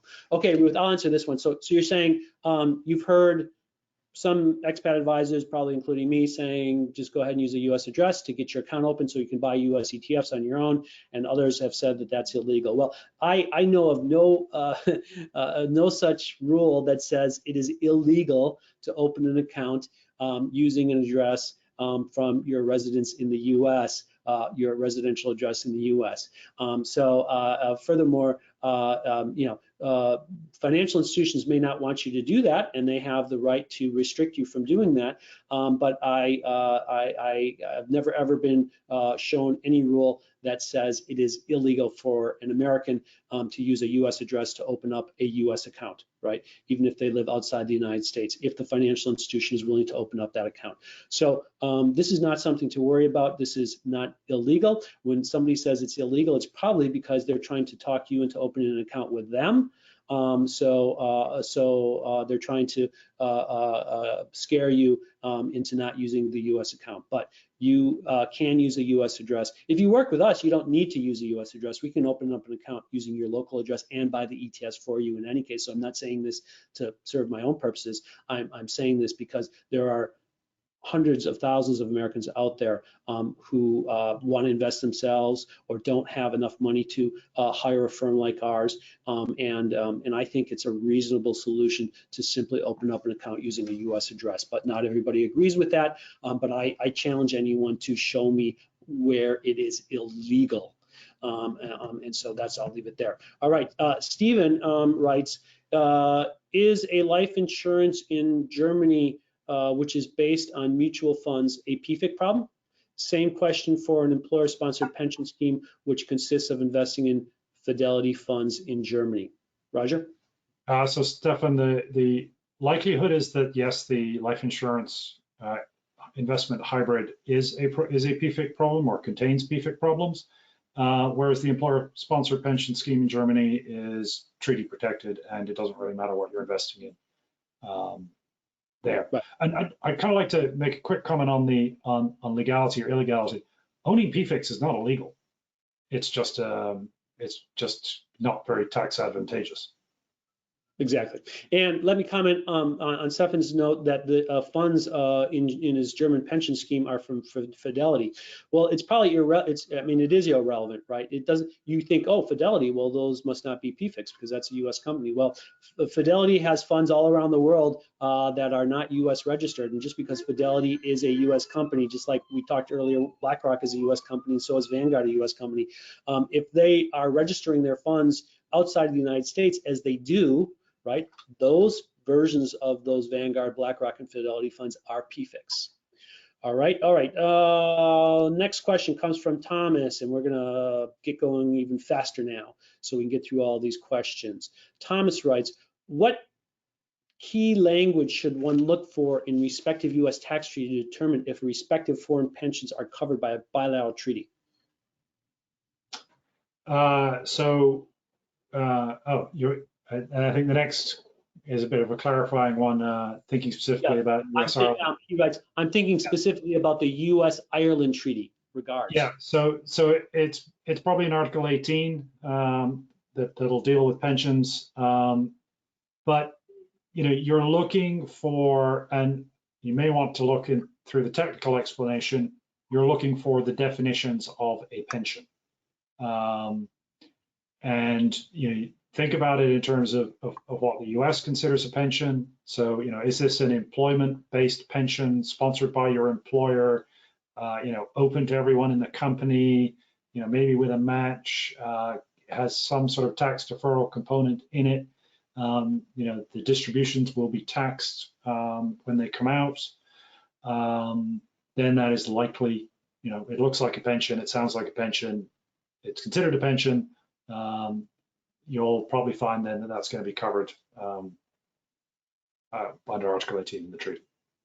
Yeah, I would just reiterate one thing that Roger mentioned. Look in the technical explanation of the treaty. Oftentimes they actually spell out very clearly which pensions are meet this criteria. And yeah, again, as Roger just explained, I always say, look at the US pensions, right? And if the pension in Ireland or wherever kind of looks like a 401k or an IRA, then it probably is qualified. And on that, the technical explanation is the least technical of the two documents. It's less technical than the treaty. It's much more readable. Exactly. All right. Elizabeth writes, are France Article 83 retirement plans considered U.S. qualified retirement plans? How can I find out? I think we've already answered this one. Yes. Okay. Stephen writes, as a U.S. citizen and expat, are there restrictions to invest in U.S. ETF mutual funds in the U.S.? Okay, I'll take that one. No. An American expat, just because you're residing outside the United States, there is absolutely no restriction for you legally to buy a US ETF. Okay, what you will find, those lots of US financial institutions that distribute these funds do not want to take you as a client if you reside outside the United States. So that's their prerogative. It's their prerogative not to open an account for you. And if you can't get an account open with a US financial institution, you're not going to be able to buy a US ETF. Okay, that's not to say it's illegal for those financial institutions to open an account for you and to sell you ETFs, but for various compliance reasons, they choose not to. Okay, that is why it is also very legal, and I've said this before already, for you simply to use a US address, open an account in the US with a US address, and invest directly in those ETFs. All right, hope that helps. All right, John writes, we have some funds in Assurance Vie in France. Are these subject to PFIC reporting requirements? We are full-time residents in France. Yes, John, I answered this question earlier. Yes, unlike something like a PER in France, which is qualified by the treaty because it's an employer-sponsored pension plan, a Assurance Vie, although it looks and feels like a retirement product in France, it is not covered by the treaty because it is not covered. It doesn't qualify under the U.S. rules as a pension account. All right. So Ilya writes, I've been living in Denmark for 30 years. I have a pension plan in Denmark. I have reported the pension account on my FBAR. Are there any other reporting requirements? I am not eligible to withdraw these funds until I reach retirement age. Great question. So most likely your Denmark pension plan is, well, it is treaty protected. It belongs on your FBAR where you've already put it. I don't see any other reporting requirements that would arise from that. Right. Now, one thing that I always tell people is in countries where they have pension schemes where there's a promise to pay, right? And there may be even some kind of investments, but you can't get your money out, right? What is the value of that on a cash accounting basis? The value of it is zero, right? It's only a promise to pay. A promise to pay is not necessarily reportable. And if it has no value, its cash value is zero, you can't liquidate it and get something out of it tomorrow. Well, if it has no money, no value, it's not reportable in most cases. So that's also an important test to apply in some of these cases in a way to get out of sometimes reporting. All right, Anna writes, hi, Roger. My husband is a UK citizen and I am a dual US and UK citizen and I file my US tax return as a sole individual. We live in the UK. Does this mean that if he gets a green card and we move back to the US in the future, we should look to dispose of all of his UK fund assets in ISAs, etc. First, as they will be seen as Pfix? What about UK or international stocks and shares held in a UK registered brokerage account? Great question. So I'm assuming you're married filing separately. Yes, if he gets a green card, and you have to look at exactly, when that becomes, let's call it active, then if he owns any Pfix, he would be subject to reporting of them. He doesn't have to move to the US for that to happen. Once he's a lawful permanent resident, which may not happen until he arrives, but it could, then yeah, I would certainly look to liquidate the ISAs. Individual stocks and bonds are fine. You may have problems operating a UK brokerage account at that point, but you could transfer those stocks and bonds to an American broker that manages stocks and bonds on exchanges outside of the US. As most of them do these days. Okay, great. Sylvia writes, do I need to report my Swiss pension on my FBAR? Roger? Yep. FBAR question. Yes, you do. All right. Karen writes, I am a dual citizen living in the UK. If I only invest via my US Fidelity account, will that get around the PFIC issue? Yes, but if you're living in the UK, you also have to avoid the non-reporting fund issue for the UK, which is the UK's version of PFIC regulations. Right, and that's a whole nother can of worms that we're not addressing today, Karen, but give us a call and we will explain how we deal with that for our many clients in the UK. All right, Anna writes, also, if a foreign venture capital fund, is a foreign venture capital fund a PFIC? I can't imagine otherwise. I'm sure it is. Exactly. All right, Terry writes, I remember from a Thun webinar a few years ago that it matters whether or not we intend to return to the US. Is that still the case? If so, how does it matter? Thank you, Terry. All right, Terry, I'll take that one. Does it matter if we intend to return to the United States? I'm not sure in what context. I often talk about state taxation. If you intend to return to the US, you can remain taxable in the state that you lived in before you left. Oh, I know maybe what you're thinking of. One of the ways you can deal with something like a non-reporting fund issue is wait until you leave the UK and you come back to the US, and then you don't have to worry about. It's probably not what you're thinking of is not the PFIC issue. It's possibly the complications in, say, the UK with a non-reporting fund, right? I often say, well, if you have a non-reporting fund and you're worried about the punitive UK taxation, well, just wait until you leave the UK and the problem goes away. Don't sell it while you're in the UK. I don't think I ever would have said that. I mean, returning to the US is going to have zero impact on resolving any PFIC issue. So, I think that's the answer there. Unless I'm missing something, Roger. Do you think I'm missing something? No. I mean, I think if I was asking someone if they were ever returning to the US, they would really be, how dollar-based is their portfolio recommendation going to be? Because if you're never planning on returning and you're planning on remaining in, the UK, I would be thinking your future expenses are going to be in sterling. If you're planning on remaining in Europe, your future expenses are going to be in the euro. So, or the franc or kroner. So that would be where I would wonder if you're coming back or not. From a PFIC perspective, okay, great. Our self-invested pension, personal pension, SIPs, in the UK covered by the US-UK treaty. We talked about this earlier, Paul, so I'm just going to go beyond that one. All right, Michael writes, if I suspect having a PFIC in my portfolio, such as a possible BlackRock ETFs, who do I contact to be sure? BlackRock, the IRS, Thun Financial? If Thun Financial, what is the procedure cost? Well, I mean, give us a call, Michael. I'm sure in about 5 minutes on the phone, we can figure out whether or not your investment fund is a PFIC. Just pull up its prospectus, and somewhere on there it will say where it's domiciled. And if it's not domiciled in the U.S., if it doesn't trade on the New York Stock Exchange, it's a PFIC. You can call BlackRock. I'm sure they'll clarify that for you where it's domiciled. But it's not difficult, right? And if you do need help with it, give us a call and we'll help you with it. A shortcut for that is if you look at its ISIN, its International Securities Identifying Number, the first 2 digits will tell you the country that it's domiciled in. So if it's IE, it's in Ireland. If it's LU, I think it is, it's in Luxembourg. If it's US, it's not a PFIC. Right, so look at the ISIN.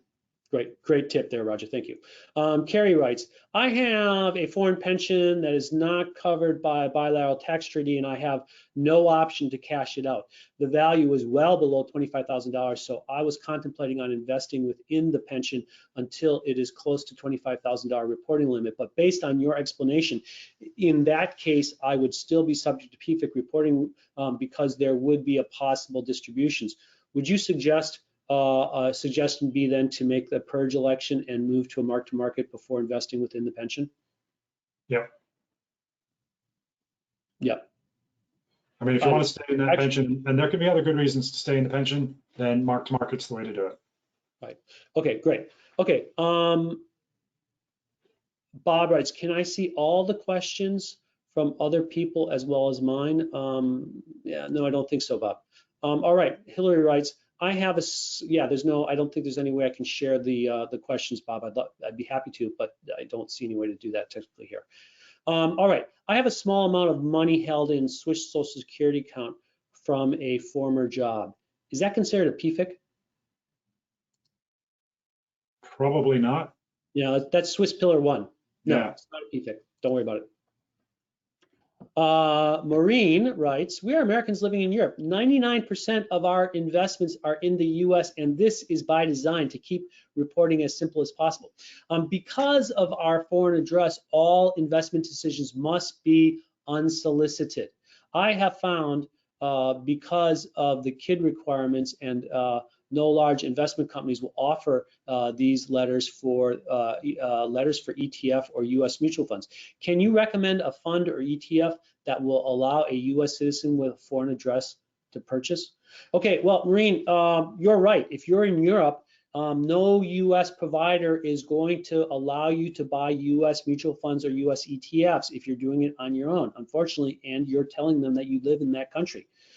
That is the MiFID consequence of the European regulation. If you do it through us, we can do it for you, right? If you're working with an advisor who's making those investments on your behalf, that restriction falls away. Whether you like it or not, I don't want to make this sound self-serving, but it is I think people come to us for all kinds of reasons, and I don't want it to be because we're the only ones who can buy their investments for them. They come to us because we'll get them better investment outcomes in the long run and help them manage their wealth effectively. But it is true, we can also solve this problem for you, and it can oftentimes be very, very difficult to solve it on your own. So, or nearly impossible now if you're in Europe. So that's basically what you're dealing with. All right, Michael writes, BlackRock issues ETF in Ireland, Luxembourg for European investors. Are these automatically considered PFICs? Yes, they are, Michael. Those are PFICs. All right, another Michael writes, I have a non-US insurance policy that is backed by funds. What specific considerations are relevant? What effect does maturation of the policy have? Thank you for the clear presentation of this complex topic. Michael. So, yeah, this is a complex topic within a complex topic. So the investment component of the insurance is where the problem lies, and that investment component is most likely, almost guaranteed, going to be invested in Pfix. Maturation doesn't really matter. You still own the Pfix and you own them every year. They probably distribute and reinvest within themselves. So if you think of the insurance policy in this case as an account type, if you will, within which there are Pfix and you need to report on them. Right, great. All right, Albert writes, Thun Financial provides investing solutions for international expat clients. You do not act as a tax preparer. Is that correct? That is correct, and thank you for asking that question, Albert. We should, especially when we're doing a presentation on such a very technical tax issue, we should be making this more and more evident in our discussion. We do not do tax preparation, so do not send us your tax return and ask us to file your Form 8621. We will not do it for you. We do not do that. Well, why are we talking about all this if we're investment advisors and non-tax preparers? Because as investment advisors, providing comprehensive financial planning and holistic advice, We need to understand this huge issue because it is a huge issue for our clients because they live outside the United States, and this affects so many Americans abroad, especially who are investing, right? And for us to properly advise them on how to invest, we need to understand their PFIC issue, right? And we need to understand how you get around it, what alternatives you have, so that you can build wealth, so that you can prepare for your own retirement, so you can save money for your children's college education without creating some huge US tax time bomb. That's why we're giving this presentation, because this is all about wealth management. This is all about building wealth, but we do not prepare taxes. If you need a good tax preparer who knows how to do this properly, if you've got this PFIC problem, give us a call and we'll put you in touch with them. We have a great network of tax preparers who know how to do this. And believe me, not all US tax preparers know how to do this properly. So don't just assume that your tax preparer back in Toledo knows what a PFIC is and how to report it. They probably don't. You got to get the good expat one. So thank you, Albert, for asking that question. Very important. All right, Rasa writes, if life insurance is at the bank like HSBC, is it a PFIC? How about term life insurance? Great question. Right. So this is a very important distinction. Term life insurance, which only has a value in the event of your death, is not a PFIC. There's no investment component. There's no sort of cash value to it. Pretty much anything more complicated than term life insurance is likely to have a PFIC problem. Exactly. All right. Jeff writes, question, following a company-sponsored employer pension savings plan, the investment is mostly that company stock with divestments reinvested back into the same holding in the employer's savings plan. Okay, I think with maybe dividends reinvested back into the same holdings. So I think this is an employer-sponsored pension plan with company stock in it, Roger. So well, it might be a pension plan, but it might be more of an ESPP type of thing. Oh, right. So it might not be treaty protected. You'd really have to figure out, is this actually a pension plan that's covered by the treaty? If not, it's just going to be a savings plan. Now, the question then arises, what is it that you own? Do you own units of a PSPP, or do you just own this company stock and the company is a widget maker? If that's what you own, even if it's restricted, then you wouldn't have a PFIC problem. But you'll have reportable income in the account, if you will, which may be getting preferential tax treatment in your country of residence, but may be taxable as it occurs in the US. So lots of it depends to that one. Right. Okay, David writes, why does the US IRS make the ownership of PFICs so difficult? What previous income recognition and or reporting problems issue are they addressing? Okay, I think I kind of answered this one quite a while ago, David. I hope you heard that answer. I'm not going to repeat it. It goes back to originally a problem that the U.S. government saw with people using offshore funds to avoid taxation of current income. That's really what they were getting at, and that's why they make ownership of PFICs such a burdensome tax issue for U.S. taxable persons. All right, Roger, Kathy writes, would an insurance wrapper with Pfix inside of it be a better option? No. Yeah, no, doesn't help. At least if it's just in an account, you can sell them and do something else. If it's stuck inside an insurance wrapper, you've just made it a liquid. Right. Brittany writes, if I move back to the US and my husband and I rent out our Irish home that we own directly, the foreign rental income is not a PFIC, correct? That's correct. The foreign rental, there's no PFIC involved here, and you've said you're owning it directly, so there's no foreign company involved here either. What there likely is, though, is, and there is a reporting step in it. It's not this terrible tax outcome like a PFIC, but you should be aware that it's you probably have a foreign branch of yourself, which I know is kind of an odd concept, but individuals with business activities in other countries have foreign branches of themselves in those countries. Wow, okay, thank you, Roger. Howard writes, Do I have to report PFIC held in my UK SIP? I think we answered that one. SIPs are generally qualified by the treaty, we believe, and generally no. Scott writes, is there a streamlined procedure for backfilling form 8621? I bought into one in 2016 and am just learning about the situation now.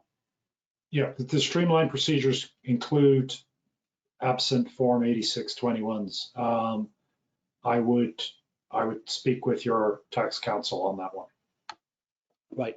Okay, Daniel writes, can you make the presentation material available to us? Yes, after this presentation is over, you're going to get an email that will provide you a link to a replay of this recorded webinar. So feel free to share that and review it as much as you like. All right, Kristen writes, in 2017, my accountant filed the form 8621 for us, but the following 2 years, 2018 to 2019, he did not. There has been conflicting information and we want to make sure we are in compliance. Yeah, I'm not sure what the question is there, Kristen, but yeah, you want to get that cleared up for sure. All right. Barbara writes, you mentioned the need to report capital gains on currency rate gains. If I sell a PFIC that I invested in euros, is it necessary to calculate the gain to the dollar for the time of purchase and time of sale, although no dollars were involved? Great question. Yeah, so all of your US tax reporting has to be ultimately in dollars. And so if you buy something in euros and you spend 100 euros on it, on the day you bought it, that has a value in euros and in dollars. And on the day you sell it, it has a value in euros and in dollars. And they're not likely to be the same. So the difference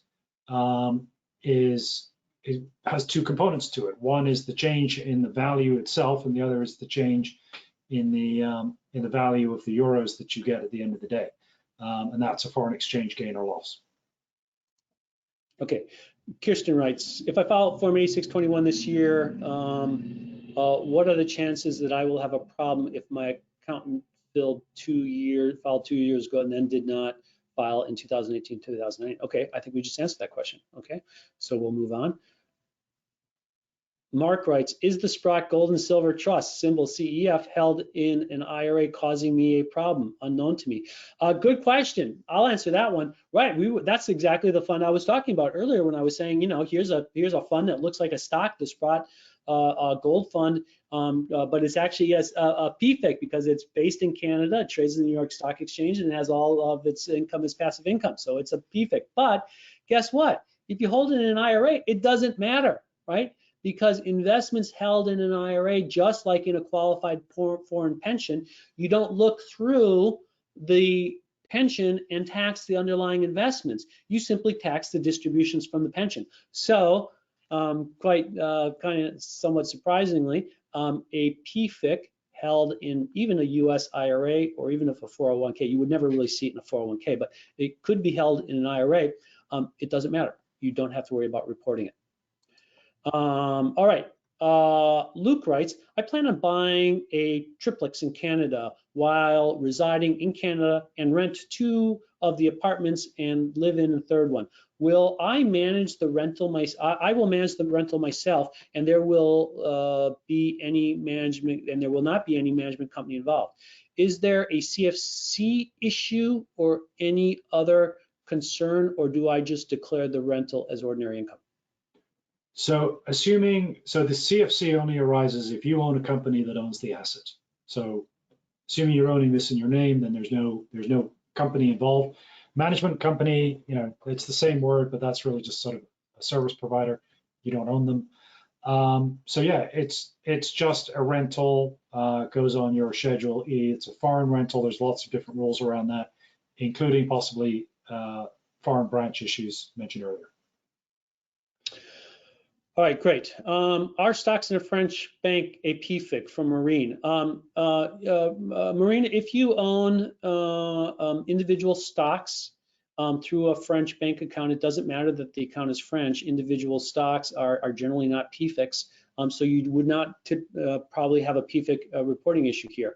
Make sure that those stocks are not Pfix, but they're probably not. You know, most stocks are company corporations doing, you know, things like making money, selling things, and building things, and though that's not passive income, and therefore it's not going to be a PFIC issue for you. Individual stocks. Individual stocks are a solution to the PFIC issue as we describe it, and so that should be okay.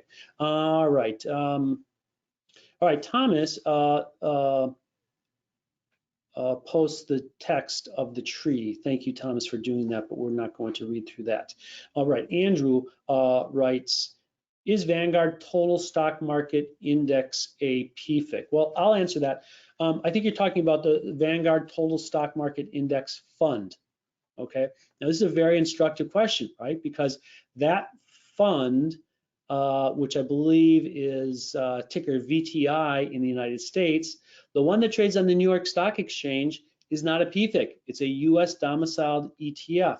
But Vanguard also lists ETFs in London that are Irish domiciled ETFs, and they have the exact same funds that trade in New York, trade in London, but the ones that trade in London are just subdivisions of that fund, but they're domiciled in Ireland. So that one, even though it's the same one that trades in New York, the one that trades in London or in Luxembourg or in Dublin, those are non-US domiciled, and therefore they are PFICs. So it's the same fund. The one in the US is not a PFIC. The one that trades in London and is Dublin domiciled is a PFIC. So you have to go look, Andrew, and see if you're buying the US one or the Dublin one. They're the same fund, but one is domiciled in the US and one version is domiciled outside of the US. All right. Anna writes, could you please repeat the 50% and 75% rule for determining companies a PFIC? Roger? Sure. So a foreign corporation that derives 75% of its income from passive income, so interest, dividends, rents, things like that, or where 50% of its assets, including cash, are held for the production of passive income. So those are the two rules, and if you meet either of those, you're a PFIC. Okay, great. All right. Kirsten writes a long question here, and I think the gist of it is reporting her U.S. pension on form 720 720 in Spain. Kristen, instead of going through this, because it's very, very specific to your circumstances, just give us a call and we'll help you get that one answered. Vidya writes, from Maria, are Assurance V and PEA vehicles in France considered a PFIC? And is there a way to hold these but have underlying non-PFIC investments? Thanks, Maria. Okay, I'm sorry, that was from Maria. Maria, yes, Assurance V is not qualified by the treaty and will definitely face PFIC issues if you own them, and they have underlying PFIC investments in them. So Assurance V is not protected. PEA, I think, is like the PER, or maybe it's a variation of that. I'm not sure if you're familiar with that, Roger, the PEA in France. But if it's again, go to the treaty, look at the language. If the PEA is an employer-sponsored pension plan, right, it's probably covered by the treaty, in which case you do not have a PFIC issue. But you can call us, Maria, and we will look at it more closely and help you determine the answer to that.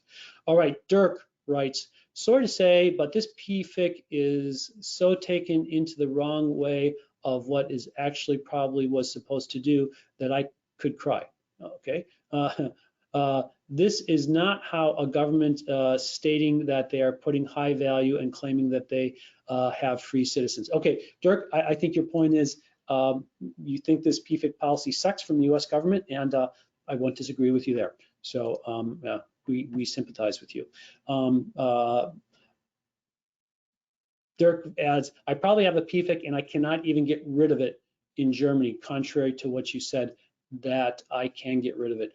Yeah, I mean, sometimes people have PFICs in investments that are locked up, and they can't sell it, literally can't sell it, right? So this does arise, right? Especially with some of these investment products, offshore investment products, where you have a long lockup period, and there is really no solution other than to surrender the investment and get nothing back. So yeah, Dirk, I sympathize with you. It's a difficult situation to be in, and we talk to many people in that situation. Michael writes, if a U.S. citizen residing in the EU receives a dividend from LVMH, is this considered a qualified or an ordinary dividend? What is the difference? Roger? So the difference is the rate at which they're taxed. Qualified dividends have a lower tax rate. I haven't really given much thought to whether LVMH dividend, it could well be qualified. Right. All right, Susanna writes, under the streamlined procedures, only a limited number of years need to be filed. What are the implications for an RESP held for 18 years, which was not reported as a PFIC? Use the streamlined procedure to get away with not having to worry about the last 18 years.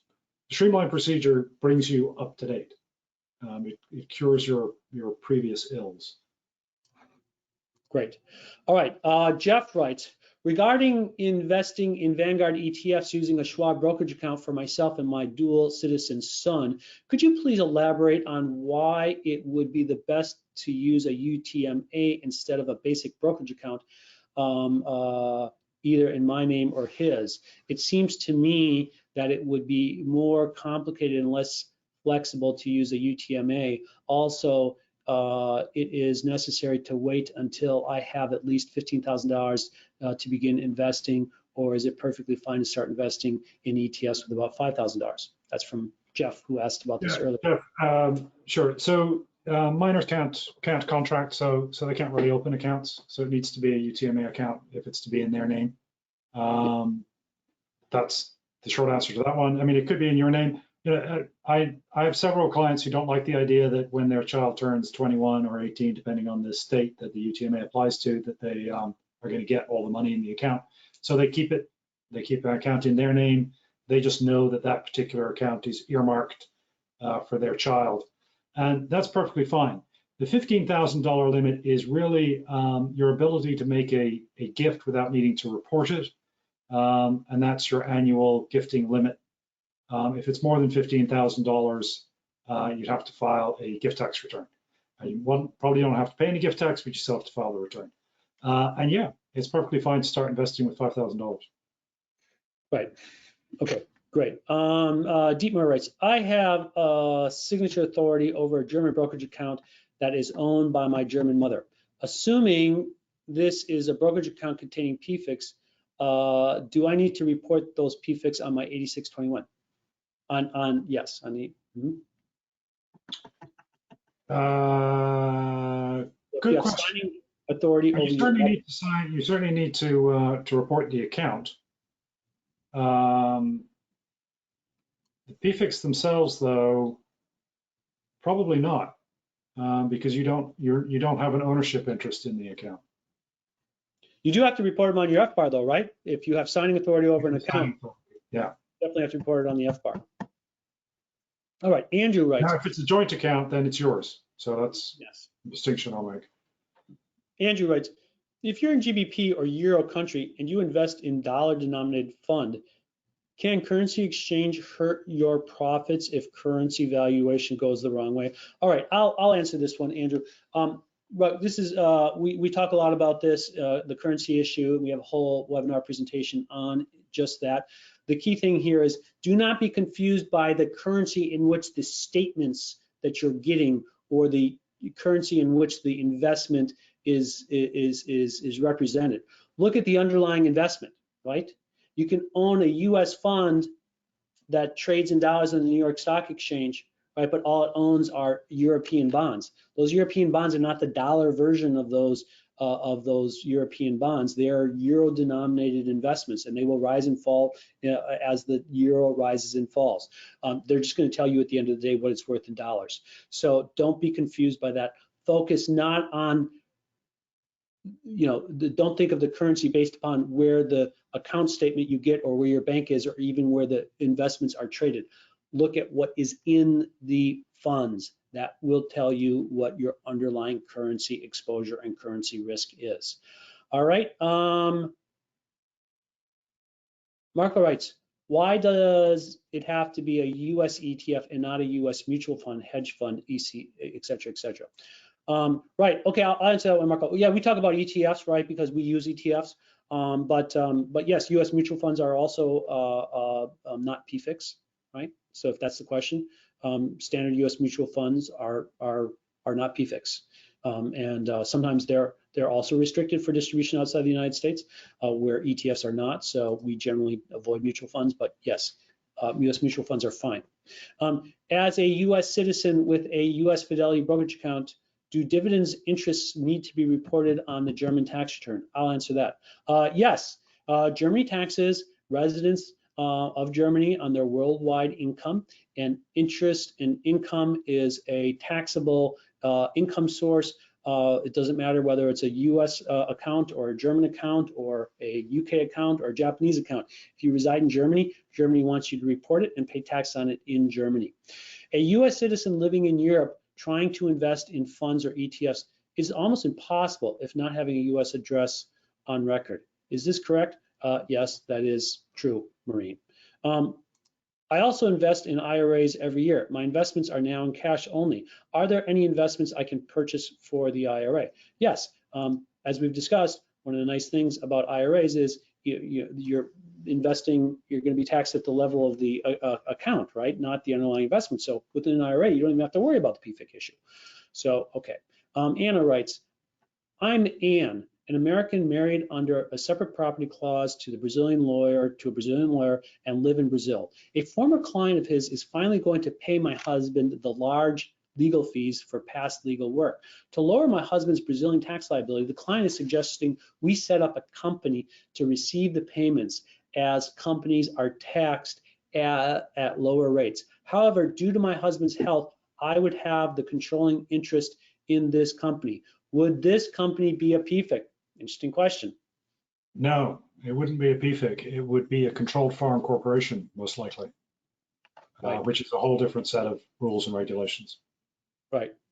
And if you leave the money in there in the cash, then that CFC could convert itself into a PFIC if it starts generating. Well, no, if you own the majority of it as a U.S. taxpayer, you don't have to worry about PFIC rules, but you would have to worry about guilty taxation on your passive income inside your controlled foreign corporation. Okay. Yes, a more informed note there. Okay, great. All right. Peter writes, thank you for dealing with my question. Very clear. Thank you for an excellent presentation. You're welcome, Peter. All right. Hillary Donahue writes, why won't someone like Fidelity open accounts for an American citizen living abroad? Great question, Hillary. We have a whole webinar that addresses that issue. I'm not going to go into now. It's quite complex, and there's multi-layers to understand why it is that services are being denied to Americans abroad. So contact us and I'll send you that webinar link and you can watch our explanation of it there. Luke writes, U.S. citizen living in Canada, can I open a Schwab or Interactive Brokers account and buy U.S. ETFs since Canada does not have all the rules existing in the EU? If not, can I legally open accounts while living in the US and keep them after moving to Canada? Okay, I'm going to answer that one. Okay, Luke, Canada is now perhaps the most restricted country in the world for Americans in terms of getting services back in the US. Canada has really strict rules that lead most US brokers to deny all services rendered from the US for residents of Canada. So it's really, really hard. The only thing you can get now at Schwab or Fidelity is a US IRA account. If you have IRA or US retirement assets, you will not be able to call up Schwab or Fidelity and open an account if you tell them you're in Canada and buy US ETFs. And so that's a big problem. That's true also of Interactive Brokers, if I understand correctly. So it's a big problem. You always have the option of opening up the account using a U.S. address, as I've mentioned before, and there is nothing illegal about that in the U.S. In Canada, they will tell you you're not supposed to do that, but it is not even technically, as I understand it, breaking the law in Canada because Canada cannot legally prevent you from opening up an account. So you may want to give that a try. All right, Emily writes, Oh no, I'm sorry. Susanna writes, is a registered educational savings plan in Canada a PFIC? It is not qualified, Susanna. Those accounts, we're very familiar with them, are not qualified by the treaty. So all the investments in them are PFICs. Yes. Okay. Emily writes, if I invest in the Canadian RRSP, the contribution is tax deductible, but the earnings will be taxed as income rather than capital gains. If I retire in the US, how will the RRSP be taxed? Are there types of investments that I should more desire within RRSP? So first of all, RRSPs are qualified by treaty with the US, so generally you don't have a PFIC problem here, right? As we've discussed many points in this presentation, if you live in a country with a treaty and the retirement account you have is covered by that treaty, which in our RRSP definitely is, you haven't got a PFIC problem. Okay, and even if you move back to the US and you're no longer in Canada, you still don't have a PFIC problem in that RRSP. So that's the first question. Then you write, since I've lived overseas, my Schwab brokerage account is registered at my sibling's address. I haven't been actively investing, but would like to use that account for ETF investments. Will Schwab force me to dissolve the account if I submit the trade from Canada? I was told that they could pick that up, but it seems odd. Is there a problem using a US address? Okay, so Schwab probably won't know that you're trading on your account from Canada, and they won't track it, as far as I know. If you call them up and say you're in Canada, they're going to close your account. All right. All right. Next one.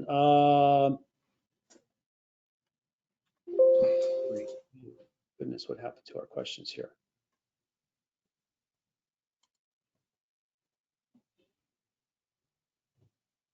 I've got it, David, if you want. Oh, yes. Go ahead, Roger. So Glenn asks, follow-up question on the mark-to-market election for a PFIC. Does the fund have to be a marketable security listed on an exchange, or can it be a private hedge fund? Yeah, you have to have a market quote that you can market to. You can't come up with your own value. Okay, great. All right, we're almost at the end here, so last few questions here. Putting a U.S. address on a brokerage application might jeopardize an expatriate's claims to being a non-resident of the state from which the income tax purposes, even though the federal person might be an expatriate. Careful. Yes, Bob, that's a good point. It's somewhat valid. Having your address on using a U.S. address on a Schwab account or a Fidelity account in the U.S. in and of itself is not the basis for any state to claim that you are a domicile of that state. However, it could be used in conjunction with a lot of other evidence to make a circumstantial case that that state remained your domicile, and hence you are still taxable there, even though you're residing outside the United States. So just a little more nuance. All right, Ruth asks, a further clarification, to be accepted by Fidelity and Vanguard in the US, you cannot say you really live in Europe, as they will reject you. And you have to engage in some kind of cover up and pretend to live in the US at your relatives or your friend's house. The Expat financial advisor told me that Schwab, Fidelity, and Vanguard, etc., force you to sign a form in which you promise that you are being truthful about the savings you live in. Okay, great, yes. Okay, thank you for all that added color on that issue. And yes, I understand what you're saying. All right, Robert writes, thank you for your answer. Just a brief follow-up question. I started buying stocks and ETFs in the US with Fidelity while living here in Germany. Will this create a special tax issue for either the IRS or the German tax authorities? Wouldn't Germany have an issue with income earned in Germany being invested in the US, or is that a moot point? Since, for example, the retail companies operating globally repatriate their foreign earnings into the US dollar. So, Robert, if you reside in Germany and you're trading through a US account, ETFs and stocks and bonds, any capital gains and dividend income that you're receiving from that trading activity is taxable to you in Germany. I'm not sure if that's quite your question. Germany does have some special reporting requirements for funds, ETFs, and mutual funds. They're the same for German funds as they are for US funds. It can sometimes be complex, but there's nothing special about that being in the US, so not a big deal. Not a big issue from that point of view. All right, Michael writes, a US citizen resident in the EU has $11,000 invested in LVMH and $11,000 US dollars in cash. FBAR report is $11,000 or $22,000. All right, so let's go back to what the FBAR is asking you for. It wants to know the highest balance in your account at any point during the year. So if you have one account and it's got these two holdings, then you need to know what was the highest value of that account during the year, and that's the amount that you report. If you have two accounts, one with the $11,000 in and the other with the 11,000 of LVMH stock, then you would report two accounts with the value in each. In either case, you're going to have a reporting requirement because the aggregate value of all of your accounts at some point during the year was over 10,000 US dollars. Okay, Emily, almost done here. I have a dormant membership with the German Physicians Pension Plan, having trained and worked in Germany until 2009. I contribute about 100 euros a month since leaving Germany. Are you familiar with these professional pension plans in Germany? Does it make sense to continue contributing if not tax deductible? Must this pension insurance plan be declared as a PFIC or otherwise? You'd have to look and see whether or not this is actually a pension plan and qualified by treaty. If it is, and you're contributing to it from the US, even though you're no longer in Germany, that would be highly unusual, but potentially it is qualified by treaty, and therefore I don't think there'd be a PFIC issue. But I'm not sure why, if you're not in Germany, you would be continuing to contribute to that plan. That probably is not a great investment. Roger, want to add anything to that? Yeah, I mean, so down the bottom there, well, so a couple of things. In there, you say you don't think it has a cash value, and then the bottom it says this plan / insurance.